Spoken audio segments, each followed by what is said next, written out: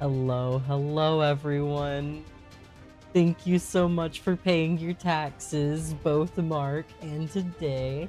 And today, sorry, both Mark and Day. Thank you for paying your taxes, and also congrats to Mark on the first.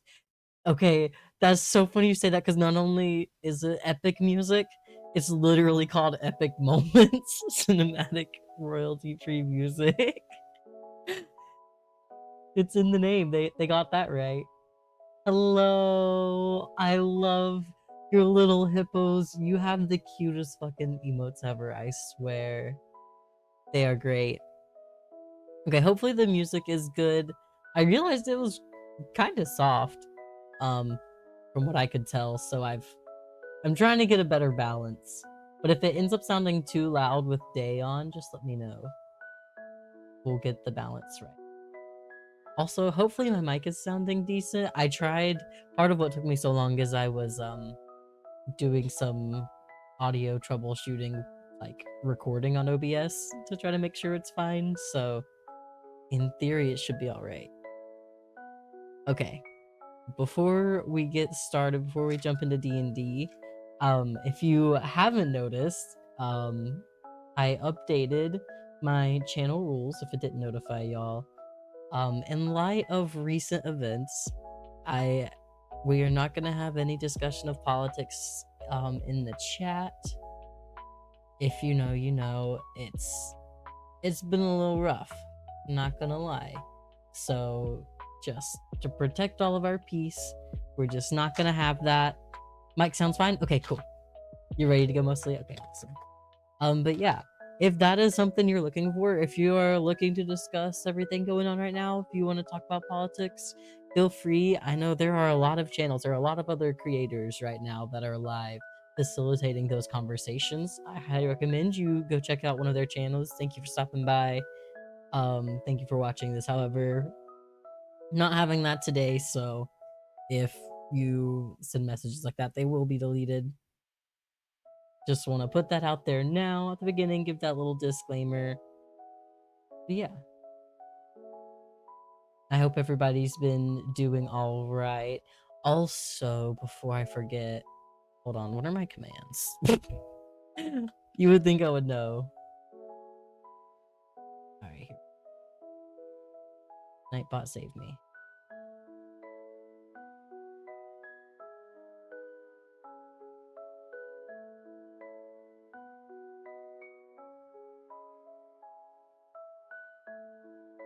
Where is it? Do I not have it?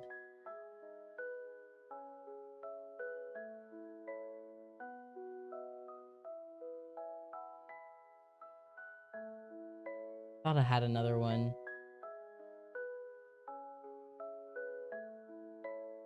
Well, for now, I'm just gonna do this. Specifically for the last one, for those who are specifically trans, translifeline.org, as well as, let me see if I can get that.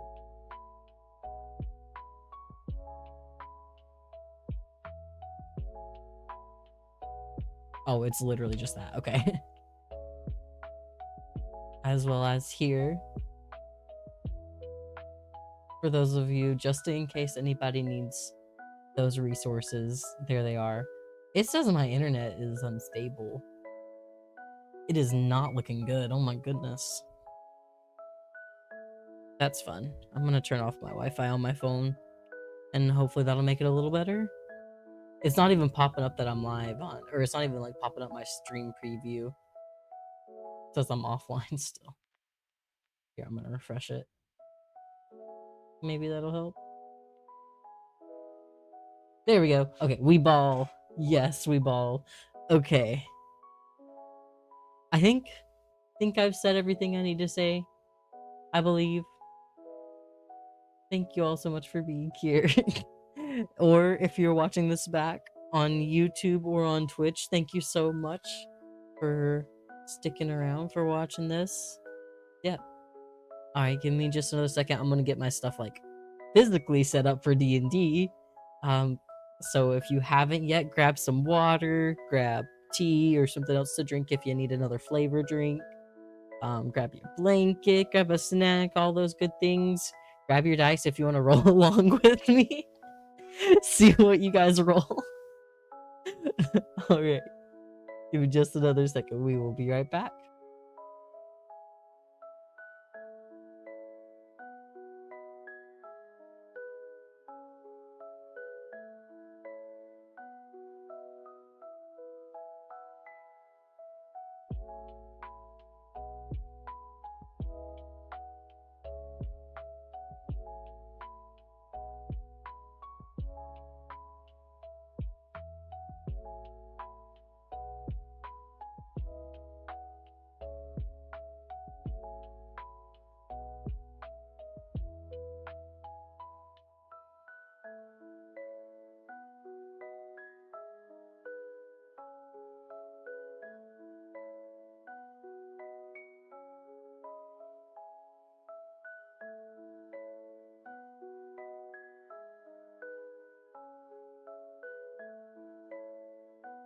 Also, y'all, I just realized I am missing something. Give me just another second. I'm so sorry.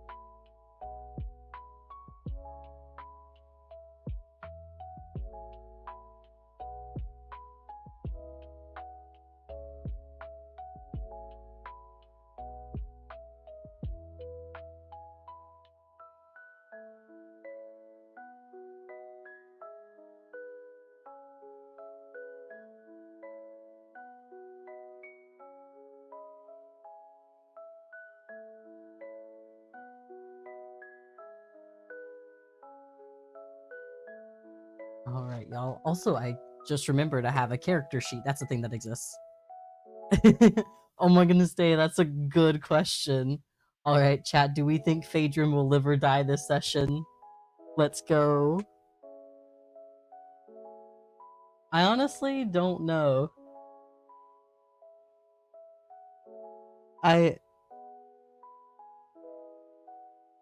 You do.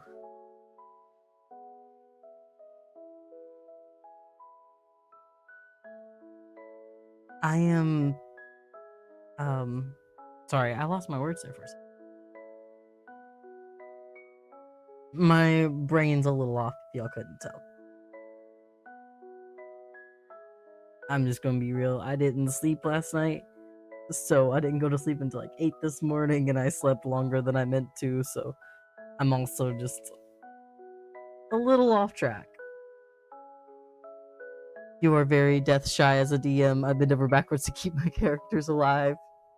I mean, you know what? I just had a thought. Just because I die doesn't mean I'll end up dead, right?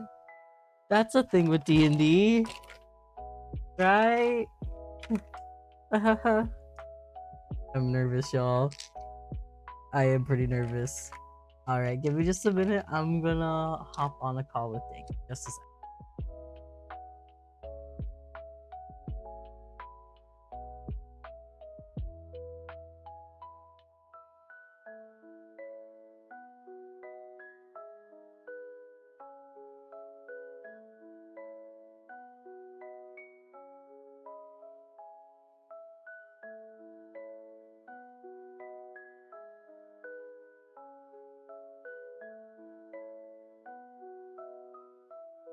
There is Revivification, the classic Avernus run. I don't know what that means, but well, I know Revivific. I can't talk. I know what Revivify is. You Mark. Oh my goodness, my brain. I'm just gonna not talk real quick. Nah, I know. Day has told me what that is. I don't know what the Avernus run is. I assume is that like a campaign that people play. I'm assuming that's what it is. I forgot. Day is on a if he's watching the stream, it's delayed so he doesn't hear me talk to him right away. I have to actually, message him. That might be helpful.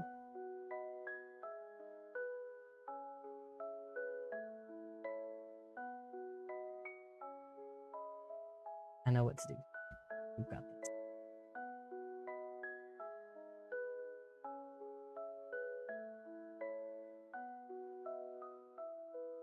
Hello. How's it going? Hello. Wait, I can't hear Day. Are you muted on my end?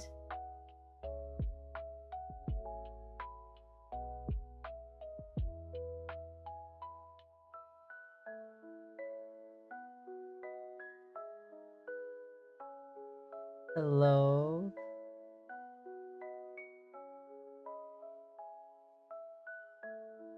Or is it my internet? Y'all, I don't know. You can't hear me? Oh, snap. Okay, let's try this again. This any better? Oh, it's not even showing up that I'm talking. Wait, what? Your green bubble's lighting up. Mine is not. None of the bubbles on mine or yours are lighting up. So that's gotta be mine. How did the call go? I couldn't hear audio at all. I'm gonna restart my Discord.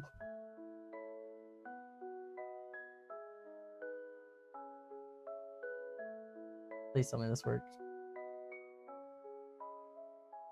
Sorry, y'all. Technical difficulties. Any better? Nope. Okay, I don't think it actually closed Discord. Let me go to Task Manager. Scuffed stream. The only way to stream. Where's what I need? Where is it? There it is. There we go, chat. Alright, here's this. I know you're running in the background somewhere. Oh my goodness, there's like 5. I select all of them. Task. Task. Oh, it ended it all. Okay. Cool. Let's restart the Discord. Is this any better? The world may never know. Wait, I know why. Oh, I know why it might not have been picking up my mic. Hold up. I bet I know why. Okay. I've restarted mine too. Let me make sure it's on the correct microphone.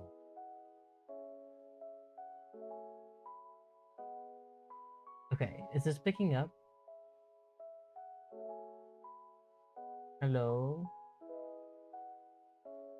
No route. Okay, mine says no route. What the heck, y'all? I'm so sorry. Why? Of all the nights for this to fucking happen. Of all the nights for this to happen.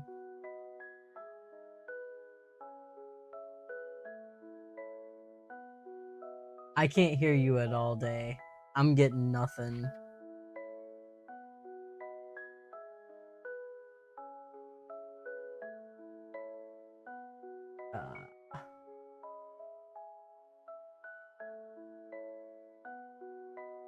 Oh, it says RTC connecting.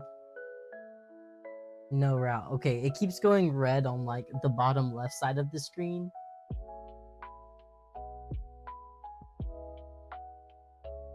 Hold on. What can I close?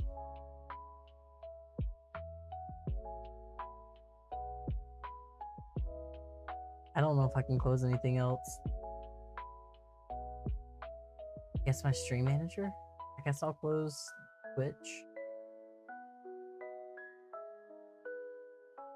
Wi-Fi's off on my phone. I don't think anything else is really different than what I normally do though. Chat, we really did break everything. The classic. The fucking classic.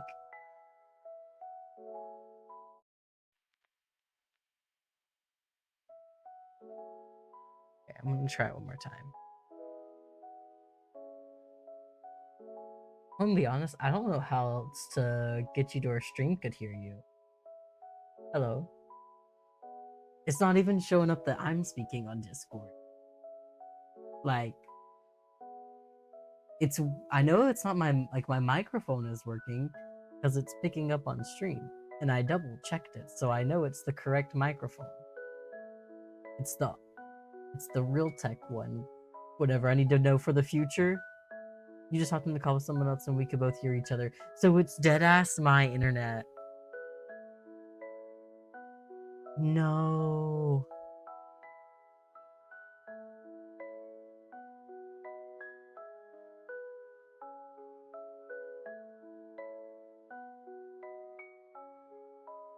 Okay. Wait, I heard about that. Oh, that's... Hold up.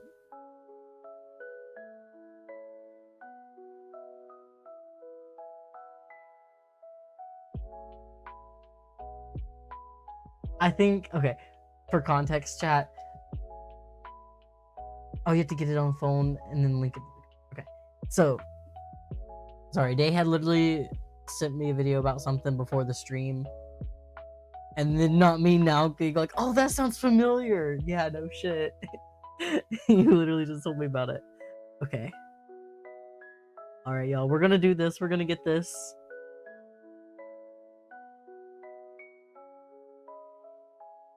Papa's Freezeria app.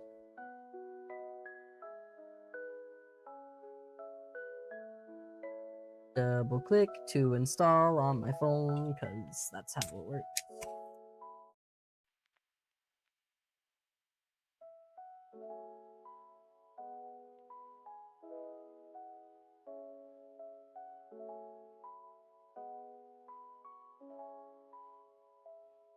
Oh, this is the old one. Hello. I was like, maybe I'll go on webcam. But this is my old one. Trying to see what... I guess I'll go back to this for now.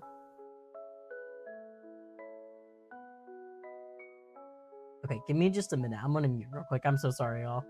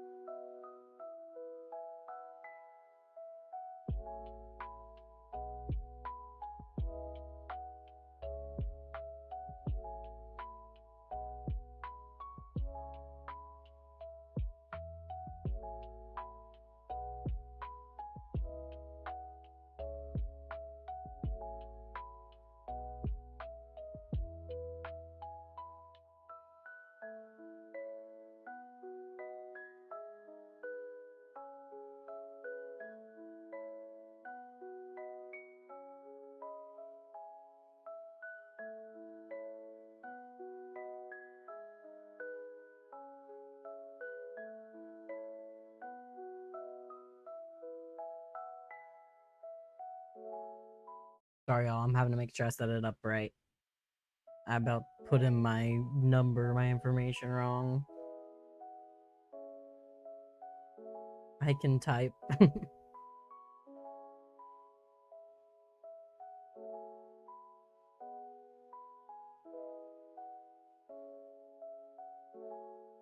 Ooh, you can do an alphanumeric pin. Fun.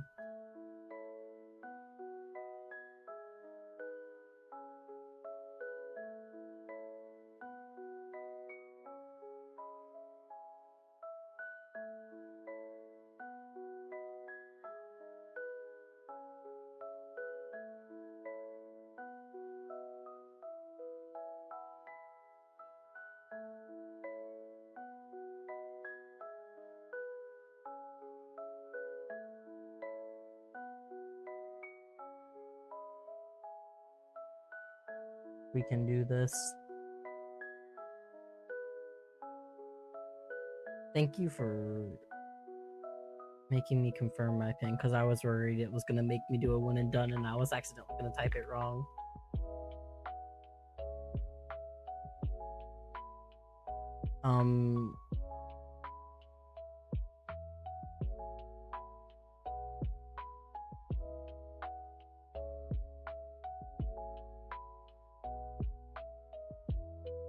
Okay.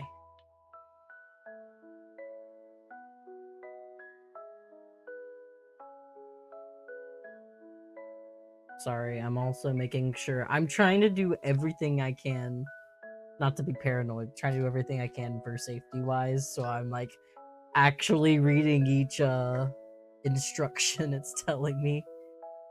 Being extra careful, y'all. Stay safe out there.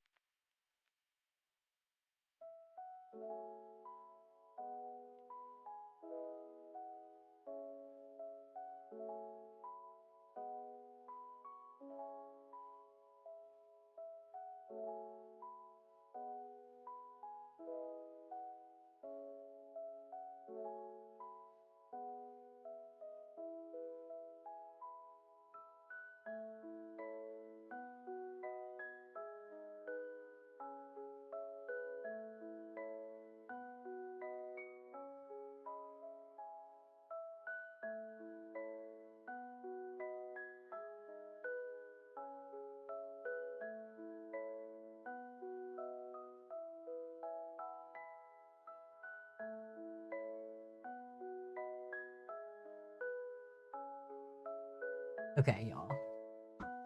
Think I have it set up. Oh, I guess I can get it out of the Discord call. Oh, that means I have to download it on the computer though. Okay, y'all, hold on just another second.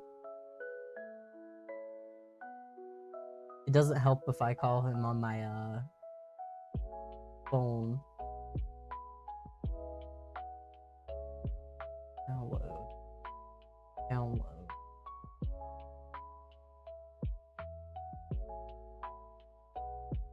Ooh.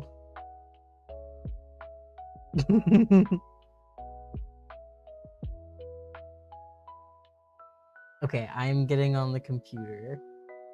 Or getting it on the computer, rather. It is still downloading. Still downloading. You can do it.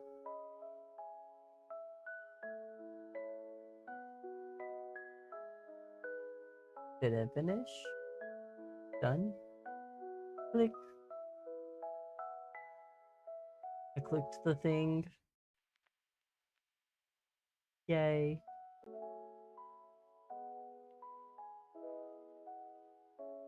Safety speed run. Let's do it.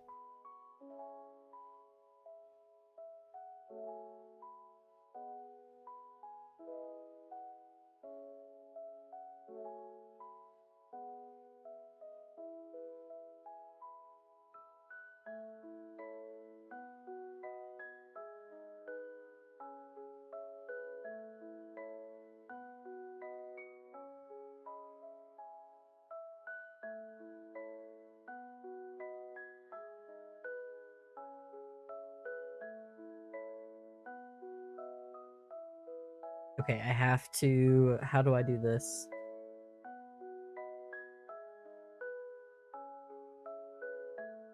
Okay, I guess I give it access. This.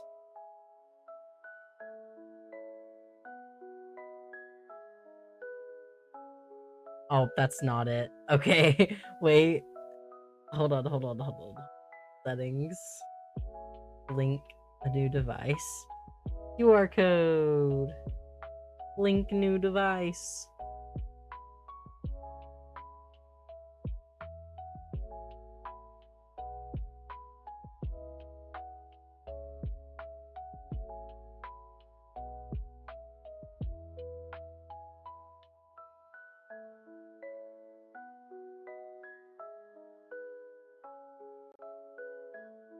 I swear if this works.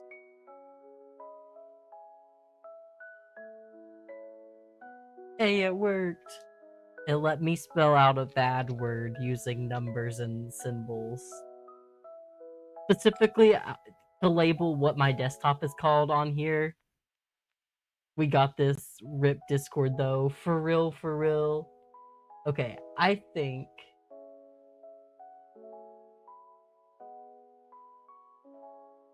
How do I? Wait, it's not. It doesn't have our. Hold on.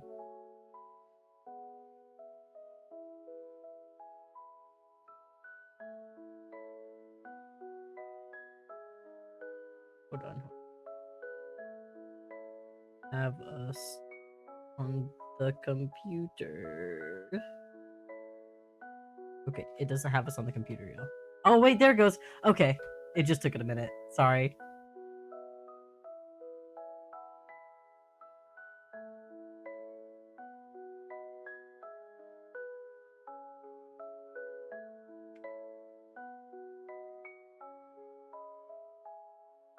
All right, y'all. I think I'm so sorry since that took a minute.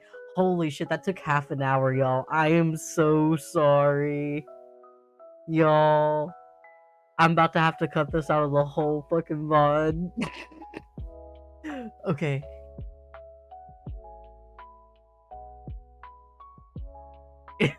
Sorry, Nate. Sorry for the message I just sent you. Okay.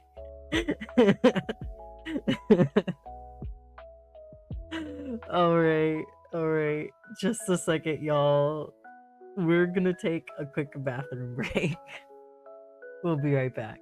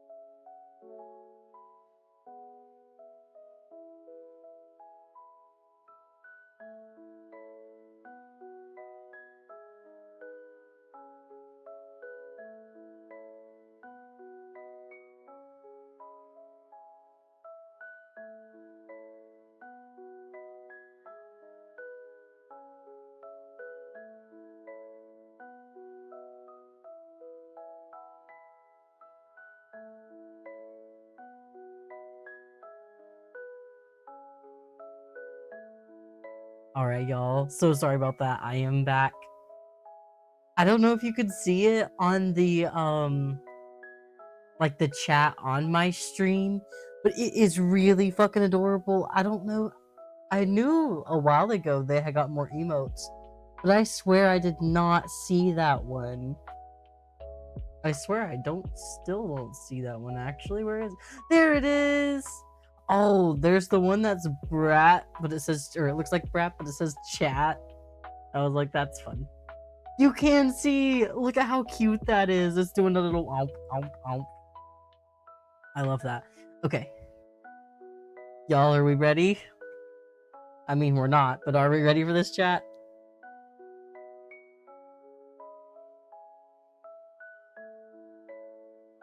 Him cute indeed. Okay, y'all. Alright. Days ready. Oh, I have to allow access to my microphone. Okay, y'all. Oh, I have to click start. I didn't know I had to click start. Hello. Hello, welcome to stream. Do you hear me? I can hear you. Can you hear Okay. me? I can hear you. Yes. Nice. Oh, thank goodness. Okay, good. Rip Woo! Discord. Oh my goodness. That was a doozy. That took 30 fucking minutes. I am so sorry. It did take 30 minutes. It's okay. It's okay. It happens sometimes. It does. I knew it had been too good to be true, like leading up to this. Here, I I think I'm ready know. to switch. There it goes. It's being slow, but Oh there we go. man. Okay. Can they Shit. hear us on stream? That is a good question. Yes, they can. Okay, I checked on my stream real quick. Perfect. Thank you. Because if I turn mine on, it's gonna do a weird Okay. echo. Woo! Ooh. I think we're good. I think we have liftoff. All right. Are you ready? No, but yes. I don't think I'm gonna be more ready than now. I know, I feel that. I feel that. It's the last session of this season. My goodness. Woo! Woo! That's so Alright. exciting. Holy shit. Yes. Okay. Okay, ready for the recap? I'm so ready, y'all. Let's go. All right. So last session, you arrived at the temple and went inside. You came to a very intricate offering room filled with vast quantities of gold, jewels, and other treasures just sort of piled around. And you made your way into the inner areas of the temple after watching Octavia do a little ritual at the door to it. You went inside and you solved a variety of puzzles and fought some monsters that were meant to keep out, as Octavia said, non-believers. It was meant to challenge people, so only the strongest could get to this inner chamber, which is like the holiest area of the temple. You made it to a small room outside of the inner chamber, and you guys took a long rest there. And then when you woke up, you saw Octavia sort of giving an offering and saying some sort of prayer, and she was crying at this little altar. You asked her about it, and she said that she was just kind of overwhelmed, and you could tell that she was lying. And then you headed into the inner chamber, and she told you that you just need to stand in the middle of this room, and she's going to do the ritual. And the ritual basically has begun. Oh shit. Hmm. Okay. So Oh man. Oh no. I should have wrote it down. I swear I had a question. It's okay. Take your time. Take your time. What was it? Oh, I I don't know if it's too late to ask this. This is also kind of more out of character. What Mhm. exactly is the prayer book? I should have asked this like episode 1. Oh, your prayer book. It's something from your background, which you actually don't know what that is yet. You got that um, from your background. So in D&D, every character has a background, which is what were you doing before you became an adventurer, basically. And my Mhm. D&D campaign that I play in, my character's background is a soldier. So he was a soldier fighting in a war before he became an adventurer. That was like how he spent his adult life before he became an adventurer. And so some of his things that he would have gotten because of his background include like a medal from the war, a small knife, torn piece of a banner. Like there's things that just come with your background. Oh, And you got the things in your inventory that came from your background are prayer book, 5 incense, common clothes, religious clothes. And I think that is it. And then your starting gold. okay. Interesting. Mm-hmm. I never asked about that, but I was looking at my character sheet today, and I was Yeah. trying to go. I was also trying to go back through. I didn't make it back through, but trying to see what, like, trying to remember what I had gained along the way, inventory Mm-hmm. wise, because I wrote it down physically, but I do not have it collected in one spot. I didn't make Right. it that far. Maybe for next time I'll need to. Well, I guess we'll see. Really, Yeah, if you live. if I live, but I do know I still have Ender on me, right? Yep, yep, Ender Okay, is with you. okay, that's all that matters. Yeah, that's the only thing you care about. Yeah, Ender is with you. Okay. Okay, I think I'm ready to like click back into character. Let's do this. All right. So you stand in the center of this dark, almost obsidian tiled room. With the again on the wall is this symbol, this purple sort of sphere with this ring of black and gold around the edge of it. And you can take that to be the symbol of Octavia's goddess. And she is sort of moving around, and you watch as she goes from around to these etchings that are in the floor as if this room had been set up for these sorts of rituals. And she's placing down gold coins, she's placing down bits of powders, and as she's going around, the things that she's placing become more and more startling, more and more questionable. It goes from being bits of gold, from being some sort of powder you don't really know, to what almost looks like food, to being bits of organs, vials of blood, animal hide that looks to have been roughly carved from the animals, pieces of bone. And you're not really sure where she's getting these things. You don't know that some of this stuff looks to be fairly fresh, like it would have rotted over your journeys, and it is fresh, and you did not see her collect any of this. Uh, Octavia, where'd you get this stuff? It's for the ritual, she says, and she like gestures as if it should be obvious that she would bring this sort of thing along for the ritual. I don't. I must have really lost my memory something because I don't remember you getting that. Yeah, I just kind of, collected it along the way. We went hunting some. And she gestures towards like a piece of fur that's matted with blood, as if you should recall hunting whatever that was. I I don't know. I guess it's just lost me. I'm sorry. Oh, that's all right. And she waves you off easily and continues setting up things. And now she's taken from her pocket this piece of very starkly purple chalk, and she's tracing in some of the ridges, and she's drawing symbols of her own and making these lines. And they seem to be, it's taking her some time to settle this up, but these lines, as these she's drawing these symbols, they seem to be all spiraling inwards towards where you are standing, and none of them are like really getting too close to you. I'd say none of them are really within 5 feet, but they all seem to like come and sort of spiral into this circle around you as she's drawing them. Octavia, can I ask Mhm. what ritual you are performing? It's to get your memory back. What exactly is it though? You never really explained what it is.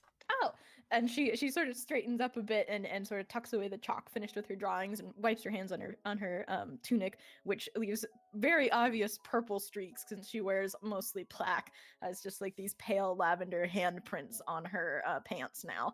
And she straightens up and goes, "Oh, this is to get the attention of my goddess and to send the request to her." Oh, okay. Mhm. Interesting. I guess I just forgot how this works. If it works the same for my patron, for my god. Mm, it's kind of different depending on your god. They like different things, and some of them need temples, some of them just need you to kind of find a nice spot in the woods. It kind of depends. I Oh, just need okay. just a bit of your hair, and she comes over and plucks like a strand of your hair. Ow. Sorry. And she heads to the front of the room, and you see now, you hadn't spotted it before in the low light in here, but up at the front of the room there is this, it almost looks like a vase to you, but as she goes up to it, she drops the hair in and it ignites in this purple fire, and you can tell that this is some sort of altar in which is involved in this ritual. It is sort of the closest thing I can describe is probably a golden goblet that is up here, at the front of the room, like right under this purple sphere that is this goddess's symbol. Okay. And she has her back to you, so you can't really see what all she's adding to this. But every time she puts something in it, you can see like this flare of light as this deep purple flame rises a bit, with each thing that she's adding. And as it rises each time, the shadows in the room seem to get more and more drastic, and you can almost start to feel this wind that is sort of blowing and nearly sort of pushing you to the side from where you're standing, as you're trying to like resist it and remain where Octavia told you to stand. And it's almost a little bit frightening to you as this wind starts whipping up stronger and stronger, and this purple flame towards the front of the room, emitting from this very small golden goblet, is rising to be the size of a large bonfire, almost completely engulfing the symbol on the wall at this point. Oh, whoa. I think you got her attention. Almost, she says. And she seems pretty pleased with how this is going. You can tell it's going well by her tone and the way she's holding herself right now. She seems excited, as this fire is rising more and more. And even though it's this huge fire that's causing these drastic shadows, it's not really lighting the room very much, and you can't feel any warmth coming from it. If anything, you Hmm. almost feel a little cold as this wind is sort of whipping your hair around, and these shadows are just getting darker. You can't even tell where some of them originate. They're just sort of almost mingling with the wind and swirling around the room. You can tell that something is here. Whoa. Go ahead and roll insight. Okay. First First roll. roll of the day. 11. 11 plus your insight is 18. You got good insight. Okay. The longer you stand here and the longer this ritual goes on around you, the more unsettled you feel, and the worse you feel about what exactly is happening. You feel very uncertain about it. Like you're not sure that you're I don't want to say you're not sure it's doing what she says it's doing, because you don't really feel like she's lying right now.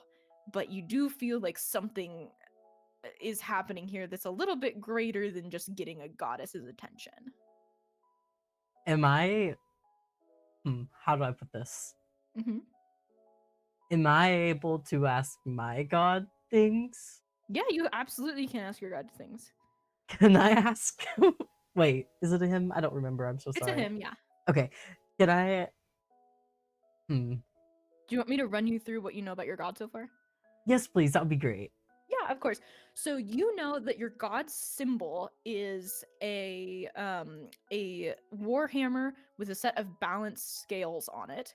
You know that you saw him visually as this sort of older looking man with this a long white hair, a long white beard, missing his right hand and missing both eyes. And you know him. The only name that you have for him so far is the maimed god. Okay.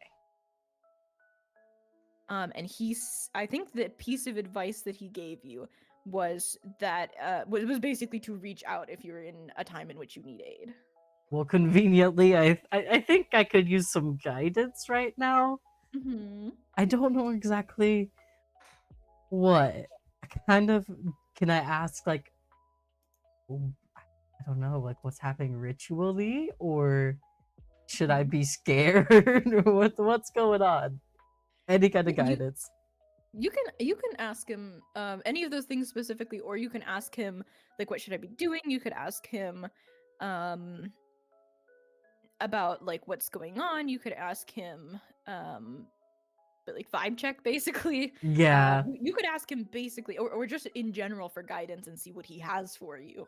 Yeah, there's not much you can't ask him, but just know that he may or may not respond. You're not guaranteed a response, but you can always ask. Okay. Am I guess because I don't this might be a I don't know if this is a lore or if this is a like Hmm. functionality of D&D Hmm. question. Um am I to trust generally like assuming if I roll well like that that my god is being honest? So Or like is you that how it okay? works? In the case of your god specifically, this might be a little bit meta, but in the case of your god specifically, you if he answers, you would know that he is telling the truth. Okay. Okay, cool. I guess Mhm. that's what I think that's what I'm Yes, that is not every god, but your god specifically. okay. Okay, cool. Mhm. All right. Then I think I just want to start asking for some general guidance. Maybe kind of what's going on right now. Okay, is that how you word it and what you ask? Um I don't know how to do this. Do I need to like pray You're or gonna roll religion once you ask, okay. Okay. but I'm gonna how you ask is gonna dictate how hard the roll's gonna be. Oh, got you. Okay. Hmm. Yeah. So like sometimes if you're trying to deceive or persuade someone, if you role play it out and you do it good enough, I won't even make you roll, you know? So like it depends what you're asking and how Oh, you're saying it and kind of that sort of thing. okay. I see what you're saying. Yeah. So a religion check is almost like a persuasion check to get them to reply, you know? So if you're Mhm. asking them something that they want to answer, you're going to have an easier time. But in your case you probably wouldn't know what that would be, but you can yeah, just ask what you'd like and I'll let you know Okay. if he replies. Okay. I'm I just believe going in to start dear maimed god. you.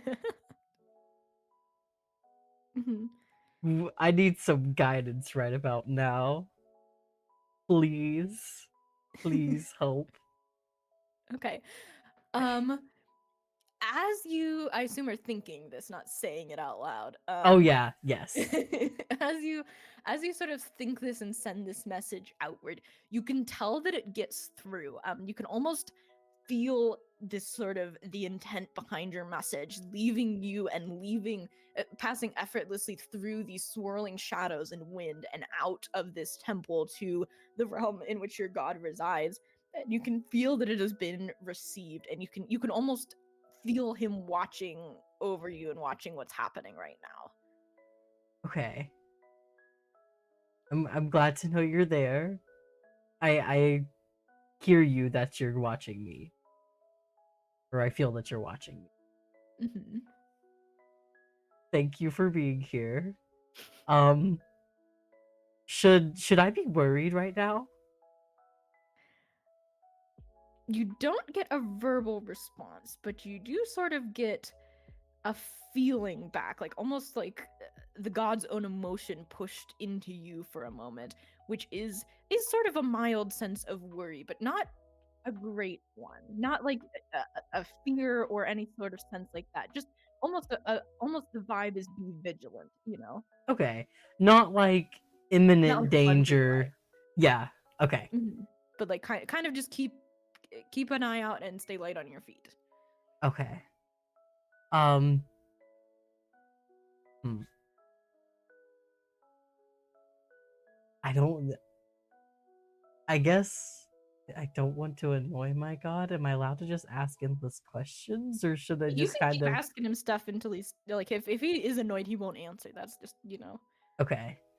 I'll give you Hmm. the TLDR of D&D gods later, but Oh yes, please. I would love that. yeah. Um. Hmm. I don't want to push my luck too much. I don't. Well, I haven't made you roll yet. You haven't made me roll yet, but I don't want him to get annoyed and just leave on me either. I kind of would appreciate for him to stick around a little bit. I'm a Uh-huh. little nervous. Um. Hmm. Do you have any suggestions on what I should do, either right now or soon? You hear back a voice echoing in your head this time instead of these sort of feelings that you've been sent. And what you hear back is almost beyond your comprehension in terms of words. It's like you hear this voice booming almost in another language that you can't understand, and yet you understand the meaning perfectly, even though you don't catch the individual words. And what he's saying is, stay where you are. Okay. Thank you. I guess that's just what I'm gonna do. I'll stay here for now. Um, and maybe I will let him watch in peace. Okay, yeah, you remain standing in the center of this ritual circle, these chalk outlines, these dead pieces of what you hope are animals. As Octavia continues to sort of, and your whole conversation with your god there happened in like less than like a fraction of a second. So she's Okay. up here tending to the fire. It is just about to reach the point where it's completely engulfed this symbol of her goddess. And as it's like rising, like the flames are sort of flickering, and this whole conversation with your own god happens in a single moment. And then the flames rise, and they sort of engulf the symbol of her goddess. And then the wind stops and the shadows stop and the flames are just gone in a single second, taking the symbol with them. And the Oh room is whoa. incredibly still and incredibly quiet. You almost feel like you're not breathing. You know you are, but it everything just sort of seems to stop. Your heart, your breathing, any movement around you just ceases. Whoa. And Octavia's sort of like standing, and you can see her sort of like eyes darting around the room, kind of like listening, and she slowly like turns around to face you, and she looks the same, as she's sort of like taking in almost in amazement and in awe, as this ritual is clearly progressing as she's intended. And she sort of catches your eyes. And describe to me what you think she sees there, like in terms of emotions, in terms of what your own eyes are doing. Hmm. So you just, I yeah, watch this fire just snuff out and everything is just still. And she sort of turns around. She's got this smile on her face. She locks eyes with you. can I get a vibe check off of her? Yeah, you can roll insight. I rolled a 10. So 10. plus Okay, so that's a 7. total of 17. Yeah, she looks like she's nervous but very excited, as to like that this is, you almost think she's excited that this has worked at all, Okay. let Can alone is I going as well as it seems to be. Okay. Can I like signal to her with my eyes like, is it over yet? Yeah, so you think that she would see kind of like maybe nervousness, apprehension, a little bit of like, is it over? Yeah. Okay, yeah. So she turns and you catch your eyes and you can tell that she's got this excitement going on, and you can tell that she knows that you were nervous, that you were sort of waiting for this to end in this moment here where yeah, this would be pretty frightening, especially for someone with no memory, woke up on a boat and is just kind of now having this 5 days later this experience with two deities kind of at once. And her smile sort of falters a little bit, and for a moment you're kind of just standing there with your eyes just sort of locked, and you can tell that it's really only like a second that is passing, but it feels like you're here just sort of just locked eyes with one another, sharing this moment for a very long time.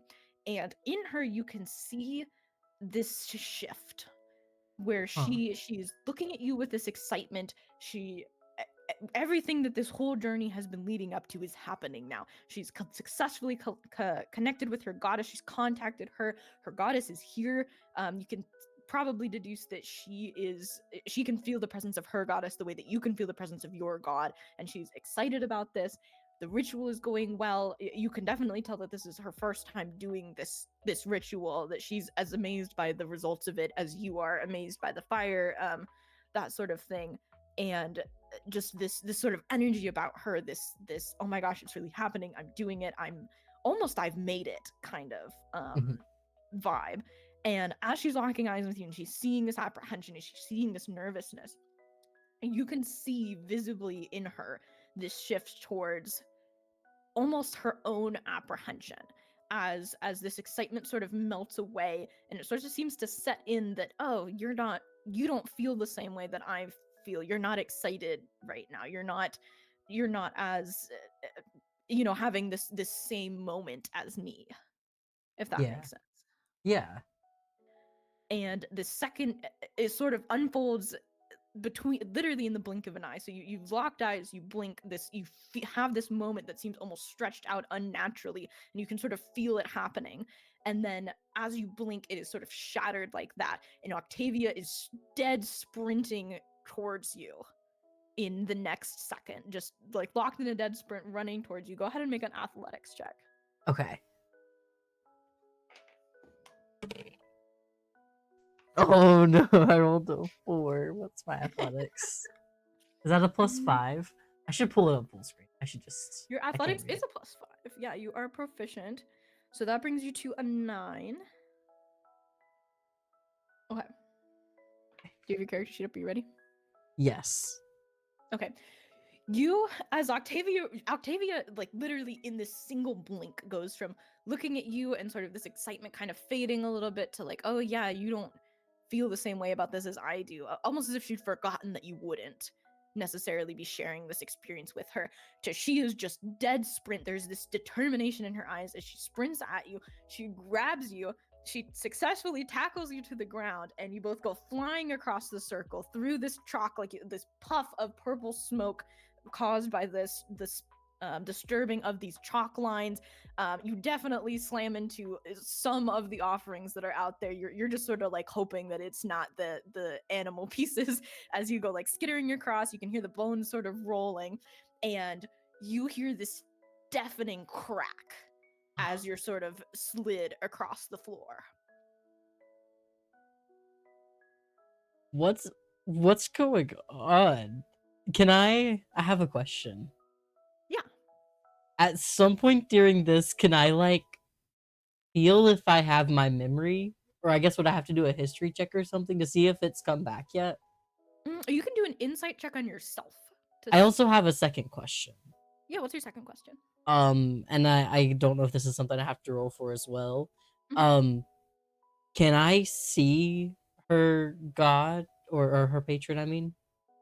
Like Roll physically? perception. Okay. Which one should I do first? Should I do Roll perception insight first? Or insight first? Okay. I rolled a 2. Well, your insight's +7, so it's actually what, 9? Yeah.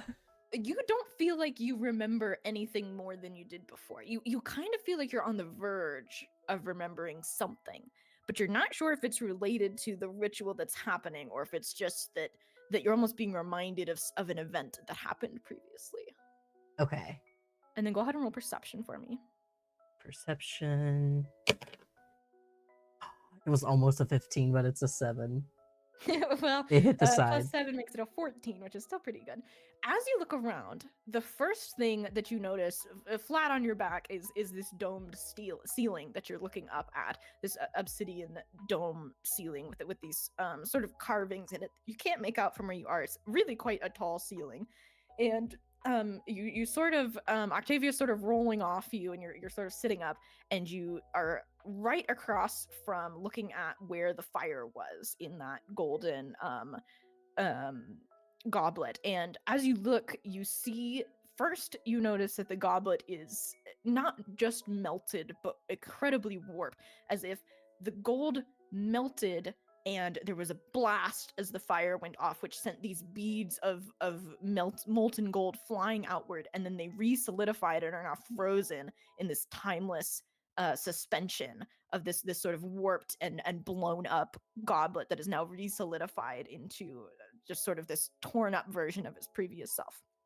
And as you look at the wall and where the symbol is, you can see that it's actually still there. It's sort of like pieces of precious gems and stone that are set into the wall that make up this symbol, the purple sphere.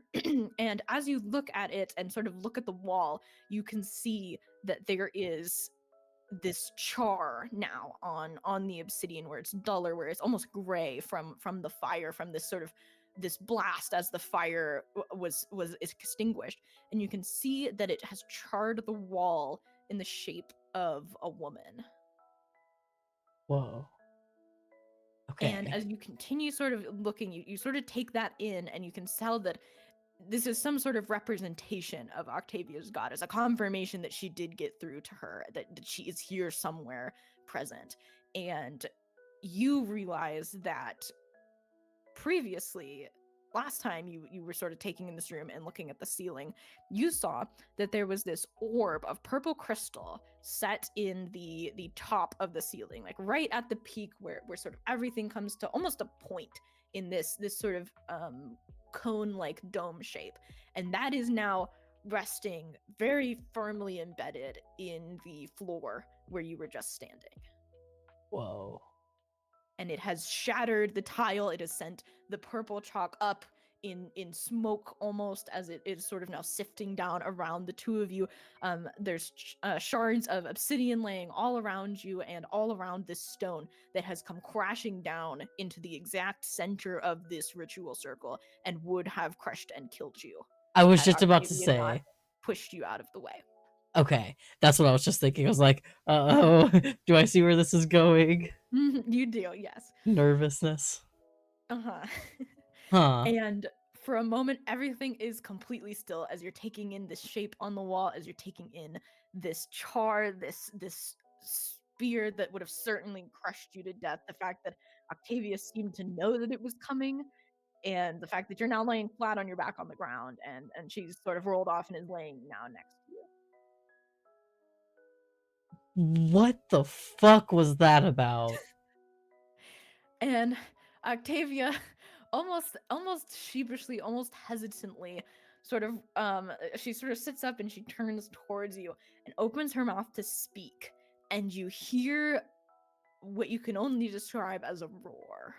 And it totally cuts her off and interrupts her, and she sort of scrambles up, and you can see from this that this sphere, this massive orb, is sort of cracking open now. What's going on? I And as you look between the orb and Octavia, you know instantly, even having known her for only a few short weeks, really, with your memories intact, that you can read her well enough to know she has no idea what is happening, and she is just as scared as you are. And okay. from this orb, you can see, the first thing you see is this massive claw sort of pawing out. It is these blue scaled four almost fingered claw with these almost pure silver looking talons on it, as it sort of emerges from this orb, clawing out. And it seems like the paw itself must belong to a creature that is too big to fit in this orb. It doesn't feel like it could be actually coming out of there, as sort of this other claw emerges and this creature starts to pull itself out. Whoa. And from this orb, you see one claw, and then two, and then four, and then six, and then eight, as this creature emerges, and out comes this eight-legged, almost lizard-like creature. It has its skin is bluish in color, almost a bluish gray. As it crawls out of this egg, it is easily taller than you and several times larger, and it has these dark red spines running all down its back, and from its eyes comes this unnatural, almost blue glow as it sort of gazes at you and Octavia, and you can tell that this thing is not particularly friendly. Oof. Mm-hmm. Oh, okay. And Octavia sort of gives you a worried look and goes, "We'll talk later." Okay. As Maybe. you're about 35 feet from the orb and from this creature that has just emerged from it now, but it definitely has hostile intent. Okay. Can I, like, first of all, just kind of scan for exits? Just kind of scan my environment? Yeah, absolutely. You take a quick look around, and you sort of take in the same things from before. And you remember that when you came into the room, you basically came in from a door that was behind you. And when you glance back now, you can see that it is, if there was ever a door, it is completely sealed now. Shh. That's not good. You're not sure how you're gonna get out of here, and you're not even sure how you got in now. Whoa. Mhm. Um, I I don't know what I want to do next. Like, okay, Uh-huh. like Caleb Take your time. speaking. Um, part of me wants to like is debating on whether I should talk to my god real quick, You can. or I'm kind of nervous to even talk to Octavia as far as like literally talk Mhm. right now. I don't know if I'm ready to fight a patron. Is okay, is who is in front of me right now, is it considered a god as well? Is that what it is? No, you can tell that this is not a god, but this is some sort of creature that you feel has almost been summoned here and was not truly inside the orb the whole time. Just the dimensions of this orb. If you were standing right next to it, it would probably come up to your waist. And if you were standing next to the creature, it would tower over you. There's no way that it fit within there. Okay. And what was the other thing? Snap. I had another question. Um oh, and I am to well, I am assuming that this creature is also not the actual patron. You assume correctly. Okay. Yes. You're almost getting the vibe that this was summoned by the patron. Okay. Yeah, and seemingly with hostile intent. Yes, yeah. You can tell the patron's not overly happy right now. Yeah, I'm thinking back to the whole Derek situation. Starting to debate on maybe I was the one who wasn't supposed to come in here. Just a little bit. Mm-hmm. Okay. Um hmm. Maybe I should like check in with my god real quick. Okay. Yeah, what would you like to say slash think to your god? Um Maimed, dearest maimed god. Should I fight right now? You pray to your D&D god in a way that I have never heard anyone do so before in my life. Wait, really? Yes. Maybe it's the Anyway, Baptist trauma coming out of me. I don't know. it's very funny. I enjoy it a lot. Thank you. You feel back from your god. You almost get this it's less of a vision and more of knowledge that is sort of imparted upon you, and you can almost like you can see into the future, and you can know things that you would only know if you were there as they were happening, which is the creature dying and the door unsealing. Okay. All right. So I guess I might be ready to put up a fight. Yeah, it's almost as if you had to prove your way in, you now have to prove your way back out. Uh, that makes sense. Okay. Okay. Um, then I guess should I go out? Like, should we start? Should we initiate, or should we wait for this creature? I don't know. So you're about 35 feet from it, but it is sort of like eyeing you and like almost getting ready, like waiting to see, almost like you are right now, who's going to make the first move here. But Okay. it currently seems to be perhaps waiting for you to get a little closer before it does anything. Just gonna change some music real quick. All right, I guess. Can I like hold on, hold on. Let's restart that. Setting the scene. Here we go. I'm just gonna look over at Octavia real quick, give her a little nod. Or well, no. Hold on. Sorry. I'm gonna look at Octavia. Gonna reach for my warhammer. Then I'm gonna give her a little nod. Like, you ready? And she sort of gives like steals herself and gives a nod back, and she draws her glaive and goes, ready. All right, let's go. I think I'm gonna make the first move. Somebody's gonna start this. All right. You can get within melee range in one turn if you would like to, or you could remain where you are. It is totally up to you. You've got plenty of time to move, basically. Okay, I guess my question is, can I start off attacking? Like, I of course want to go two hands with the warhammer if I can, but I don't know if I'm like close enough to do that yet. You can move in, and so you're 35 feet from it. You need to be within 5 feet to swing with the warhammer, and your movement speed is 30. So if you close the distance between you and it, you could hit it with your mage or with your warhammer. Like this turn? Yep, this turn. Okay, then let's do it. All right, you go ahead and roll a hit. Brace yourself and sort of run across these tiles, sort of kicking this shattered obsidian out of the way. And you can hear it clattering against the tile as you run in with your warhammer. All right, here we go. I missed the container. War priest and guided strike abilities as well, which I believe are on your character sheet. Oh snap! You're so it should right. be in the bottom right with features and traits. Oh my goodness! I'm so sorry. Yeah. Oh, thank you, because I did forget. Okay. I know you forgot. I'm so aware.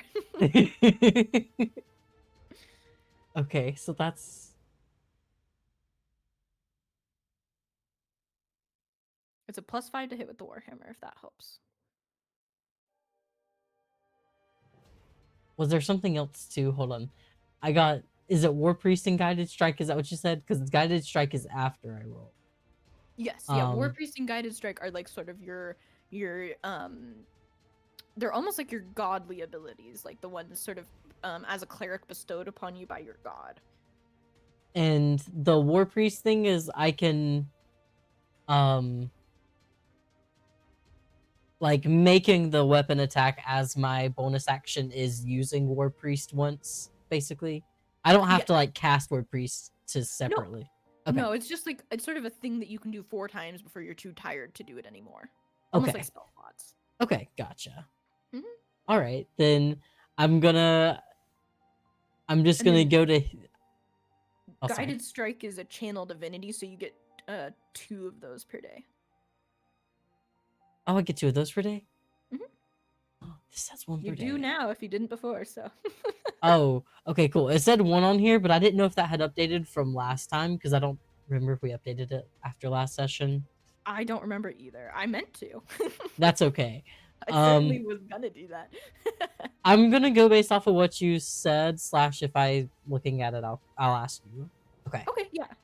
But I think I'm gonna do my action. But yeah, I'm gonna do my action first. Okay. I'm gonna attack 2 hands warhammer. Right. I'm just gonna roll the hit. Look for what's gonna hurt the most. An 18. Ooh, that's gonna hit. All right. Yes. You swing your warhammer and it slides cleanly sort of into the almost the rolls of the neck of this creature. Go ahead and roll your damage. It is a d12 plus 3 bludgeoning. This is yes. D12. Ah, it's a 6, not a 9. Still. 6 so plus 6 + 3 is 9, actually. Oh, hey! There you go. It was a 9 all along. Warhammer slices into the flesh of this creature, and as you sort of follow through on the swing and pull back, you can see that instead of sort of red, pinkish tissue inside and this deep red blood that you were expecting, the flesh of this creature, the muscle and the tendons, are this very vibrant teal, and the blood spewing from it is almost a deep oceanic blue. Whoa. Anything else for your turn? I wanna kick him. Okay, roll it. Oh wait. Ooh, I'm are you gonna war priest? War Priest. We not us literally talking about it a minute ago. Okay. So can I just literally do the same thing again? Yes, you can. Go ahead and roll a hit. Yes. Okay. 5 plus 5, right? 5 plus 5 is 10. That does not hit, unless you want to use guided strike. I think I'll save it this time. All right. You make another swing with your hammer, and the beast sort of lumbers to a side, and it grazes off of these red spines that move down its back, pretty harmlessly. Okay. Octavia is gonna run in here. Okay. Let me make sure I understand what this is correctly. Go Octavia. I'm pretty sure that she is gonna swing her glaive and make a series of 4 attacks against this creature, all of which hit. Oh, nice. I knew she could do it. Let me get the calculator. You know it's good if I gotta get the calculator. Ooh, yes. Very nice.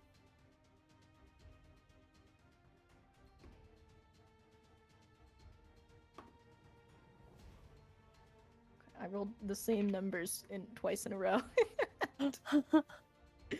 You I love watch that. as she strikes with her glaive and unleashes this flurry of almost insanely quick motions as she slashes this creature in several places, all going down the right side of it, and she sort of ends at its back right hip behind its fourth leg, and it's sort of dripping with this blood, and it looks like that side of it has been pretty slashed up here. As she sort of finishes with almost a flourish of her glaive, flinging this teal-colored blood through the air. Whoa. And it is now the creature's turn. Let me go ahead. Go ahead and make me a Constitution saving throw. Okay. D20, I assume. And then you're gonna add your con save to it, which is a +3. 12 plus 3 is 15. Okay. You feel no effects, and the creature snaps at you, its teeth sort of grazing your arm, and it's gonna do half damage. It deals 5 piercing damage and 4 poison damage, so 9 damage total. So you said 9 piercing and 4 poison? 5 piercing, 4 poison, 9 total. Does it matter this? Like, do the specifics matter as far as, like, to me, I guess? No, they don't matter to you. As the overall They damage? would only matter if you were immune, resistant, or vulnerable to a type of damage. So some creatures won't take any damage if it's necrotic because they're a undead creature or something like that. Or some classes or races are actually resistant to poison damage, so you would take half of that.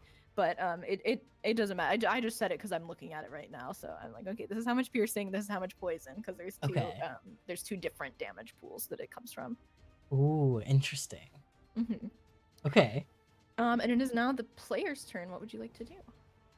I think you know what I want to do. Go ahead and roll the hit. Two-hand Warhammer. Yeah. Aiming for where it hurts. Roll the hit with your war. Why did I miss again? Oh my goodness. What'd you get? No, I just straight up missed. It hit the, like, rim of the little container I'm using. You missed And with bounced your them out. dice? Yeah, I missed with my dice.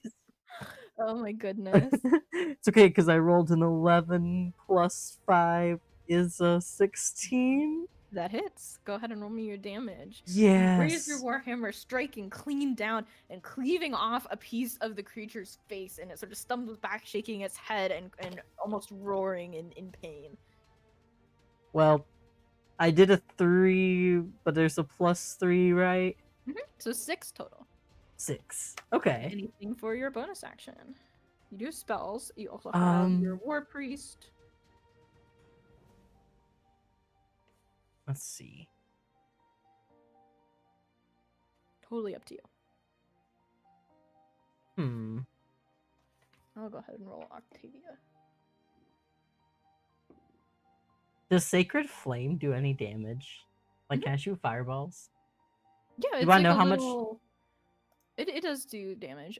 It is a cantrip. That one is, I believe, an action though, but it does 2d8 radiant damage if you hit. And it's a Okay. dex save, so instead of you rolling to hit the creature is rolling to dodge it. Oh, okay. Yeah, so it's like rolling dex to get out of the way, and it does 2d8 radiant. Okay, but you said that's an action. That one is an action, yes. Most of your cantrips are going to be actions. Oh, that makes sense. Okay, and then I assume that wouldn't even count under War Priest, would it? Because it's not a weapon. Or I No, don't know how. it's got to be with your weapon, I think. Okay, well then I guess we're just gonna try the Warhammer again. All right, using War Priest again. Go ahead and roll to hit. I don't know. I think this one's been blessed by my gods, so gotta do him proud. I rolled a 6, so plus Oh, 5 you're is supposed to be 11. adding 1d8 to these as well. I totally forgot. I did not write that down. Wait, like to the first To your part? Warhammer, yeah, your new Warhammer also smites, so it does 1d8 as well. So you've hit it twice so far with the Warhammer. So go ahead and roll 2d8, and I will add that retroactively. Oh shit. Okay. Yeah, so like as you're sort of striking, and sort of like just bashing this thing up, there's this divine energy that's sort of flaring up at the edge of this hammer and almost like boiling the flesh on this creature where it touches. Ooh. Okay. So I rolled a 3 on the D8, and then a 6 on the D8. Okay, nice easy math. All right. So then go ahead and roll to hit with the Warhammer for your bonus action on this turn. Oh, that I rolled a 6. That was the first one. Okay. We tried though. We tried our best. We did try. As you swing it a second time, it sort of actually manages to knock off one of the spikes on its back, which doesn't seem to do any damage, but it doesn't seem to like that very much either. Okay. You watch Octavia make her series of strikes, 2 of them landing true, as she deals some more damage to this thing, and she's sort of towards its back, striking at its tail now. Okay. So we're kind of surrounding it? Yeah, so she's almost flanking it with you. So Okay. go ahead and make me a Constitution saving throw. Constitution saving throw. 11. Okay. Plus 3? For a total of 14. 14. All right, you feel no effect. And this time the creature lashes with its tail, striking Octavia square in the chest and sending her flying backwards. She's able to regain her footing, but it looks like it sort of knocked the wind out of her. Okay. And you sort of hear this shifting in the stone, and you're not really sure where it's coming from. As this creature sort of lashes at Octavia, and then it is now the party's turn. Okay. Wait, when you say shifting in the stone, do you mean like a secondary creature, or do you mean like the stone itself is shifting, like being pulled up? Creature kind of vibes from it. Okay. Ooh, interesting. Can Ender do anything, or is Ender just vibing? Ender can totally help in combat if you want me to hit Ender in combat. Wait, like Ender would also be hit? Yeah, so if Ender's hitting, Ender's also gonna get. Oh, what's Ender's so that is health? totally up to you. Does Ender have health? I assume. I can give Ender health. Can I know how many? I guess what is it? Hit points or whatever he has. Let me look. Or wait, what is it? How much health points he has is what I'm meant to say. Yeah, let me pull up the stat block for. Because I'm worried. I'm worried he might not. I don't want anything to happen to Ender. I will not be buying the monster manual. Thank you though. Mood. I'll instead look at a different site. Here, I have an idea. I'm gonna roll as well.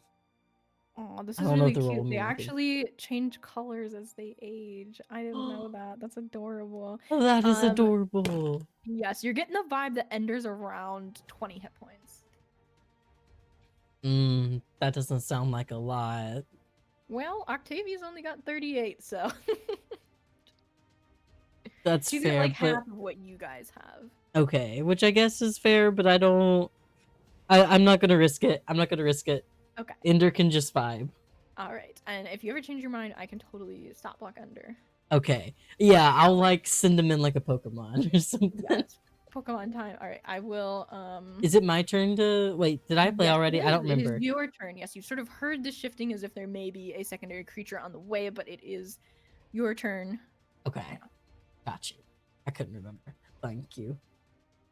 Warhammer, 2 hands. Let's do it. Roll a hit.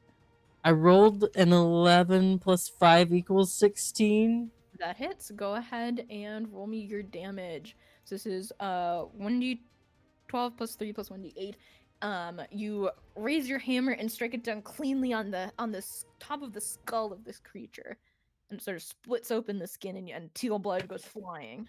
Amazing. So you said 1d12 plus 1d8? Plus 3. Wait, like all 3 of those? 1d8 plus 1d12 plus 3. Yeah, that's 3 is your Oh, strength. okay. Sorry, I got a little confused for a second because I rolled a 3 on the d12. So I was like, wait. You're good. Because I rolled a 3 and then I rolled a 5 on the d8 and then plus 3. So that makes what, 11 damage? Yep. You bring down your warhammer and strike the creature on the head, and it really does not seem to like that one. It sort of lets it a cry and stumbles back, almost as if stunned by this blow. It nearly knocks Octavia over in its sort of retreat, and she's gonna go ahead and make her attacks. Oh, wait, you said it almost knocked her over? It didn't actually, though? No, it almost knocked her over. She's able to sort of like scramble out of the way. Okay, good, She's good. able to land another 2 hits on it with her glaive, and it is really looking worse for wear now. But you're gonna need to make another Constitution save. Wait, did I do a bonus action? You did not. Go ahead and do that. Sorry, I usually ask and I forgot to. No, it's okay. Let's see. I've used 2 of the war priests, I think, right? You also have, just off the top of my head as a bonus action, I know Healing Word is one. Okay. Shield of Faith is a bonus action. Spiritual Weapon's a bonus action. I should have had the spell sheet up. That's okay.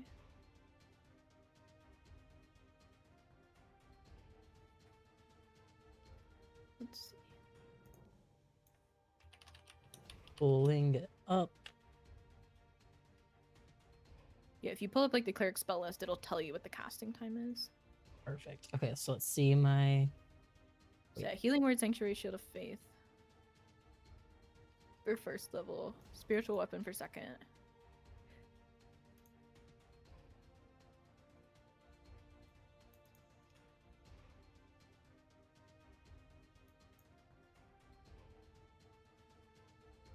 Bonus action, you can move the weapon up to 20 feet and repeat the attack against a creature within 5 feet of. So Spiritual Weapon, once you cast it, it's just sort of lasts for 10 rounds. Oh, that's what that is. Yep, every round you can try and hit with it as your bonus action, and it's 1d8 plus Wisdom, which is 5. And you get to pick what the weapon is. Ooh.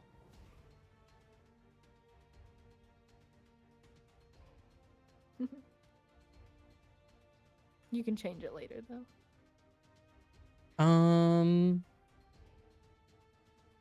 See, like I guess like Caleb speak. I'm nervous that this isn't gonna be my only fight, so I don't want to use up everything yet. But I also don't want to not use anything either, because I kind of haven't used my spells yet.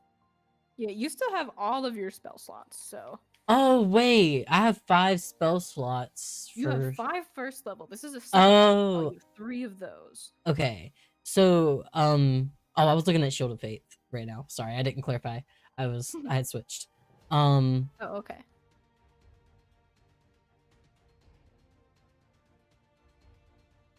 And you know Wait, what's Octavia has AC? spells as well. What's AC? Armor class. It is so if your armor class is Oh. 16, it has to roll a 17 to hit you. Oh, okay. I don't know if it's a little late for that one. Well, because there might be another creature. You think that if you were a betting man, you could bet on there being another creature. Right, so I'm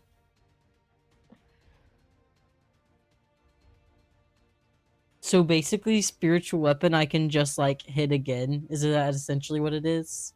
Yep, it's a bonus action. Yeah, so As a bonus basically action? instead of swinging your warhammer twice, you swing your warhammer once, and then there's this floating spiritual, almost spectral weapon that you get to swing on your bonus action. Okay, I think I want to use that as my bonus action. Spiritual weapon. All right, you cast spiritual weapon, and what do you want it to look like this time? Ooh. What kind of weapon we going with? Or object, anything you can hit this thing with can be your spiritual weapon. Let's see. I want it to be like a solid whatever the heaviest like metal statue of Ender. I want that to be the object, and I want it to just like bonk on its head like a anvil. I love that. All right, yes, you summon this beautiful spectral statue of Ember, and go ahead and roll to hit with it. So this is a spell attack. So you're gonna roll to hit, and you're gonna add 7 to it because that's your spell attack bonus. Oh, okay. So I rolled the d20, right? Just to clarify. Okay. Oof. I rolled a 5, but plus 7, so maybe? I don't know. Yeah, close enough. You bring this Ender statue slamming into the side of the creature's face, and you can hear its jaw crack with the impact. Go ahead and roll me your damage. It is 1d8 plus 5. Ooh. 3 plus 5 equals 8. 8. And this statue sort of collides with this creature, slamming into its face, and it sort of knocks it to the side, and it falls to the ground dead. Woo! Good job. And you can now, with this sort of moment of silence as the lizard-like creature is sort of laying there, you can now hear that there is some sort of scratching coming from within this sphere that it was summoned through, and you can see some more claws poking out. It seems like you have about 1 turn before it emerges, though, so you could take an action and a bonus action. Octavia could do the same. Okay. Ooh, okay. Said an action and a bonus action before. Yep, before it gets out of here, yeah. Oh, snap. Okay. Let's see. You said...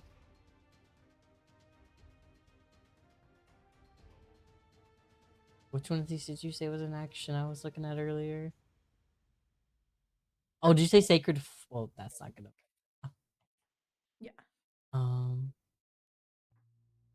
So to clarify, it is not in a spot where you could hit it, so your best use of this is probably going to be to heal if you want to. If you don't want to use spells, you can actually make a medicine check to try and bandage yourself up. Ooh. Okay. Wait, how much damage have I taken? I've only taken 9 damage, right? You've only taken 9, yeah.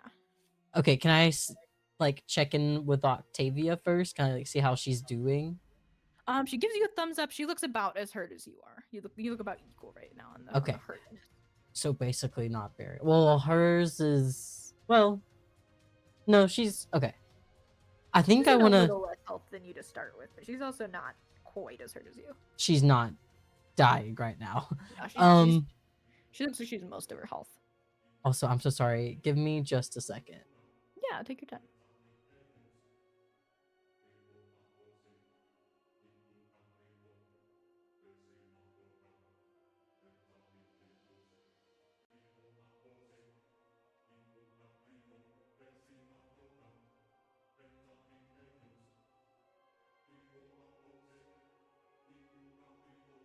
Yeah, you were not muted. Sorry, for context, I'm muted on stream. No, you were. It's fine. I was gonna unmute and say to stream what happened. Sorry, Mark was telling me. So he made cinnamon rolls, and he was just telling me that they were ready.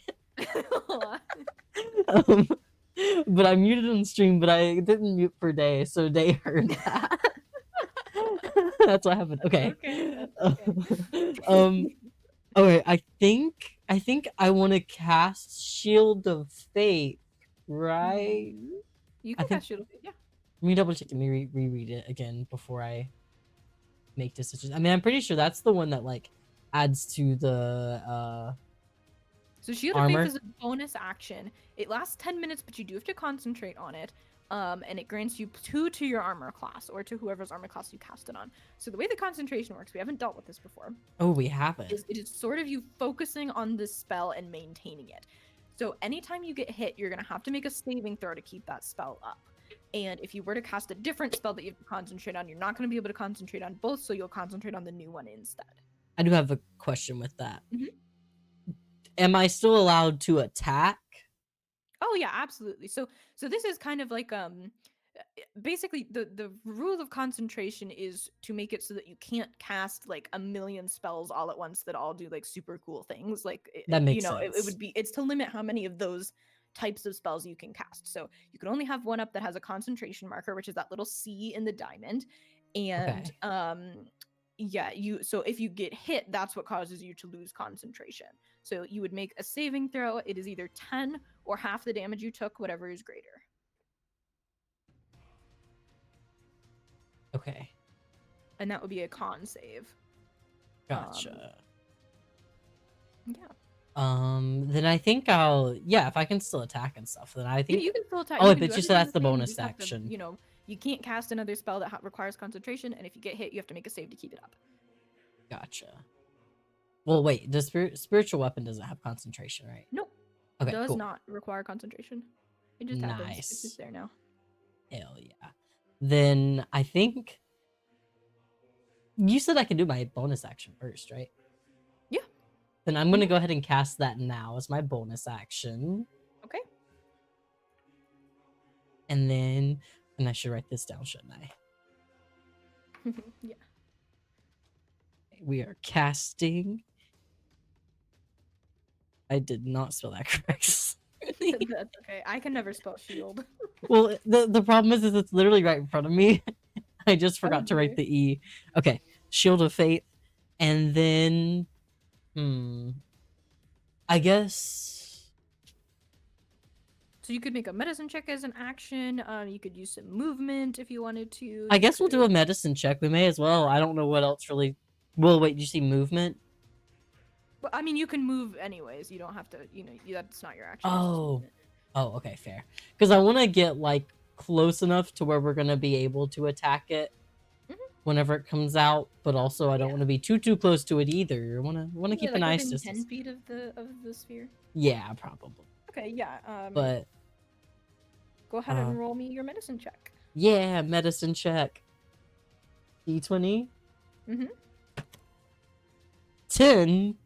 Okay. Plus 5 is 15. You are able to regain 4 hit points. So you're now missing 5. Nice. All right, and you watch Octavia sort of bandage herself up too, and she seems to get some hit points back as well. Nice. Are you ready? I think so. And you cast Shield of Faith on yourself, correct? Is it only for me? No, you can cast it on whoever you want.